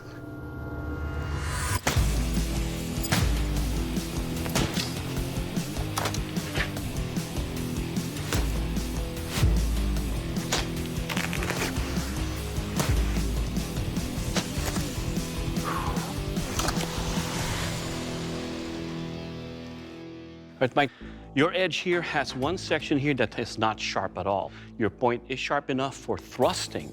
Coming out, if it doesn't catch its edge here, you can see that this part here that's dull actually ripped rather than cut this material. But overall, it will cut. Thank you. Bladesmiths, your weapons have been tested and the judges have weighed in and made their final decision. And let's not sugarcoat it, gentlemen. Mike, your blade didn't make the cut. Ben Abbott's going to tell you why. Well, Mike, first of all, I'd like to thank you for your service. And it's a testament to your abilities that you've made it this far in this competition. Thank you. But when that clock hit 0, you just weren't finished. There were sharp parts on your handle that bothered both Doug and myself. It's for that reason we're letting you go. Mike, please surrender your blade. The judges couldn't have made any other decision. I'm proud of the way I represented the Air Force. Everything doesn't always go our way, but it's how you handle your challenges, how you adjust, how you adapt, that really tells the tale of who you are. Bladesmiths, congratulations. You fellas have made it into the final round of this competition. Now we're sending you back to your home forges to recreate this iconic weapon from history. General George Washington's lion-headed cuttoe. One of only 2 swords worn by General George Washington during the Revolutionary War, the lion-headed cuttoe was Washington's trusted sidearm during early American engagements. He was proud that the weapon was made in America, having been custom forged by a bladesmith in Philadelphia. Lethal in battle, the sword was designed for rapid cuts and brutal thrusts to take down an opponent. In the famous painting, Washington Crossing the Delaware, artist Emanuel Leutze places a more refined weapon at the general's left side, which he did not acquire until several years later. In reality, the sword carried by Washington on that fateful crossing was likely his lion-headed cuttoe. The length of this gently curved single-edged blade should be between 28 and 30 inches. You must have an upswept rear quillion, a downswept front quillion, and a lion head pommel. There's me, and there's Gene. If I can pull this off, there's me, and there's $50,000. You'll have 4 days at your home forges in which to complete this work. At the end of those 4 days, you'll return and present your swords to our panel of expert judges. And after they've thoroughly tested the hell out of them, they'll declare one of you the Battle of the Branches Forged in Fire champion, and you'll receive a check for $50,000. Not to mention all that glory. Good luck, Bladesmiths. We'll see you in 4 days. Yeah. So my billet's gonna be made out of 1084 and 15N20. Really good contrasting steels for Damascus. The last time I did My Saber build for the Army episode, I went with the Damascus. The Damascus, it is a risk because there's multiple things that could go wrong, from cold shuts to stress fractures. But as long as my blade does perform as I expect it to, my Damascus is gonna be that thing that puts me over the top. Here we are again, back in Springfield, Virginia, at my home forge. The plan for today is to cut out a billet for the sword. So this wood anvil, as I call it, or the log whap method, to put a gentle arc in the blade. That's the same log that I used for the Mameluke sword for the Marine competition. It worked before. If it's not broken, don't fix it. Day 2, I gotta get this blade quenched today, and I'm gonna make some changes to the way I do it in my forge. I'm gonna try using the tube method. Main goal is to take this tube and just turn it into a nice, long, hot oven. Had a little bit of issues getting even heat last time, so I think with that tube, it should give me a nice, more even, controlled heat. I don't hear any cracks, pings, or anything like that. I nailed it. It's exactly what I needed to be. Day 3. Yesterday, I heat treated my blade. Today, my plan is to focus on the lion head pommel. People might think I'm crazy, but I'm gonna do the wax cast of it. I have to shape it, put the detail work in it, cover it in plaster. I'm gonna put it in the oven and we'll melt the wax out. Never done wax casting. If something doesn't go right, I don't know how I'm gonna recover. I don't think it went. When I poured it in the mold, I didn't have a vent hole. And when all the gases tried to escape out, it was pushing the silver back out of the mold. Looks like garbage. Gonna have to go and start over. If that lion head wax cast doesn't work, I have no idea what I'm gonna do. Not nearly as pretty as I wanted it to be. It's not a nice, clean mold. That's not gonna cut it. Tomorrow, I'm gonna have to go and start over. Darn it. Day 4, final day. I've never carved a pommel before, so I don't know how long it's gonna take, and I'm gonna have to put some time into it. So I'm just profiling from one way right now the shape of the lion's head to kind of refine it to what my final shape is gonna be. And then I start removing some more material, a little fine tuning with my rotary tool.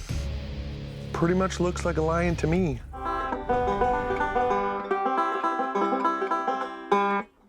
Anyway, day 4, finally here. I'm feeling ready, I have a plan, and I have some hurdles to get over. The biggest one roars is that lion head pommel. First thing this morning, I'm gonna put that thing in plaster Paris and let it set. I wonder if I should do it with pewter. You don't have to get pewter nearly as hot. It'll be shiny, it'll look just like silver. Looks like garbage.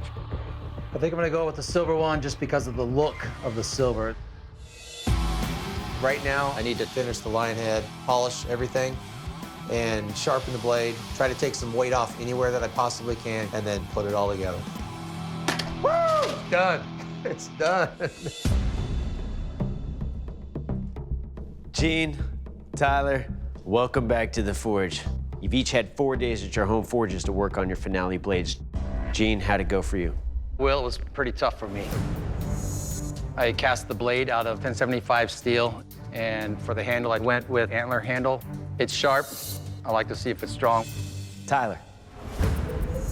I did a 123 layer Damascus blade, and then did the guard out of Damascus as well, and then solid bronze for the lion head. Gentlemen, your weapons will now be put through a series of 3 tests. There will be a strength test, a sharpness test, and a kill test. All right, veterans, welcome to the kill test. To find out what kind of lethal damage your weapon will do, I will take your weapon and deliver killing blows to this big carcass. Tyler, you're up first. Ready? Okay. I'm ready. First test up is a pig carcass, and they're tough. They're not, made out of butter.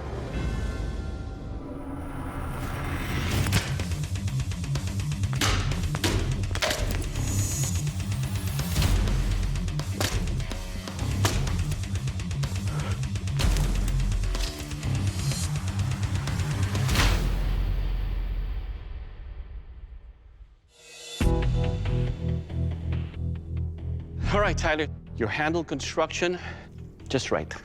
Your edge is very sharp. Overall, sir, this saber will kill. Perfect. All right, Gene, your turn, sir. You ready? Let's do this, Doug. I'm feeling apprehensive. I think that the blade is heavy and it bothers me.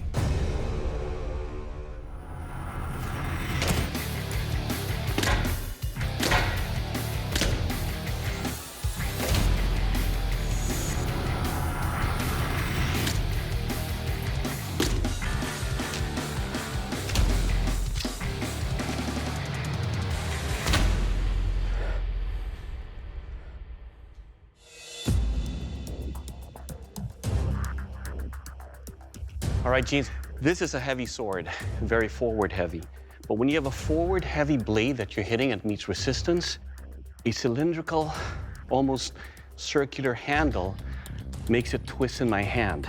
So probably this is the reason why the chain came off. But your blade is sharp, it will kill.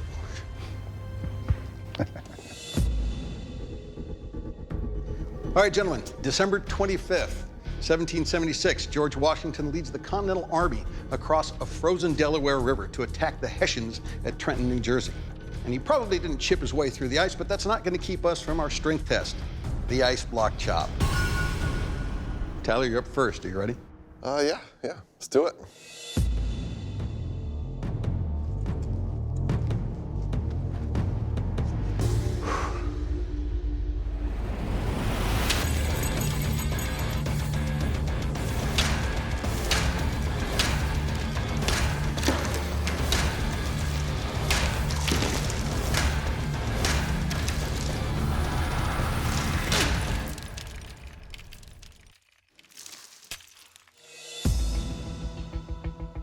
All right, so Tyler, your chain fell off, but there's no damage on your edge.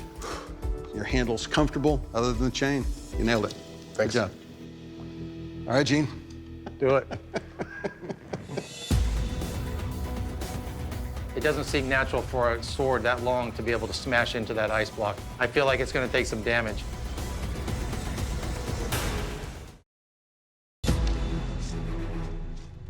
It doesn't seem natural for a sword that long to be able to smash into that ice block. That just seems unnatural, unholy, wrong. I feel like it's going to take some damage.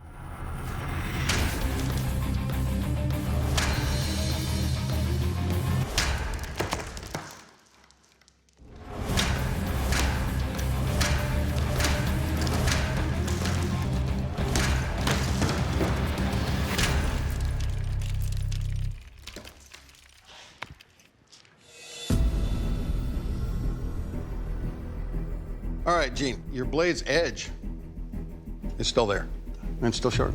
The issue is the rest of your chain fell off, and it's picked up a bend. I have less issue with that and more issue with this polished handle. It's just hard to hold on to. But it is strong, and it does have an edge, so good job. Hurrah.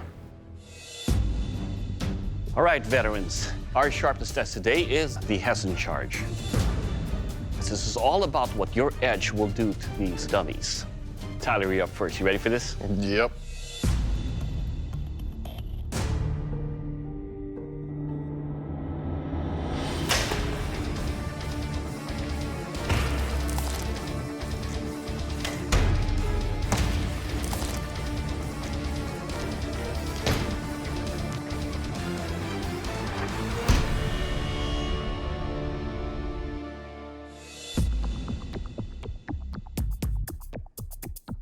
All right, Tyler, the weight of your weapon does prevent me from going very fast, but you have a very sharp edge all the way through.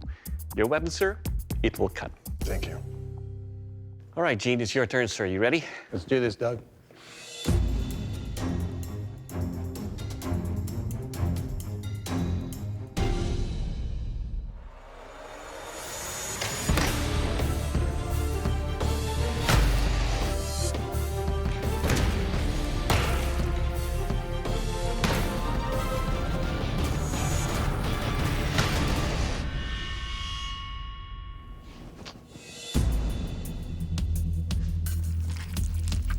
All right, Gene, to be able to maintain a good grip on this, more of the cuts I create are more impact as opposed to a slash where it cuts all the way through. So you have some cuts here that are more nicks, deep nicks, because you have a very sharp edge.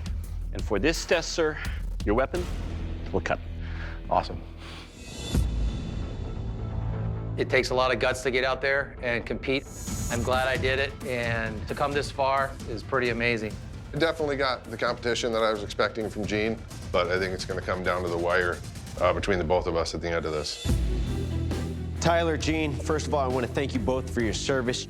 You're both champions in my mind. You've already won your branch divisions, but there can only be one Battle of the Branches champion.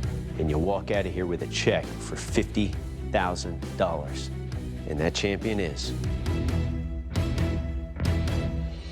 Tyler. Congratulations. You are the Battle of the Branches Forged in Fire champion. Gene, your blade didn't make the cut.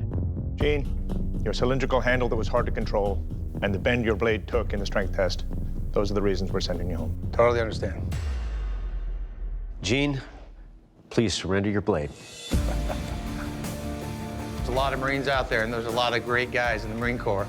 And so for me to stand here and represent them is pretty humbling. I learned, too, that it's not about just the metal being forged in fire. I feel like I've been forged in fire. And it's how you handle the ups and downs, the wins, the losses, and it'll determine real quick how you've been heat treated throughout your life. Tyler, congratulations. You overcame every obstacle set in front of you. You beat out all the other Smiths, and now you're the Battle of the Branches Forged in Fire champion. That's a title that comes with a check for $50,000, and most importantly, bragging rights. Good job, my brother. Please present your blade to the judges. I'm super excited. When this whole thing started, I had no idea how it was all going to turn out. It feels good to have represented the Army. The fact that I just won $50,000 is starting to set in. I'm Sergeant Tyler Hackbarth, and I'm the new Battle of the Branches champion.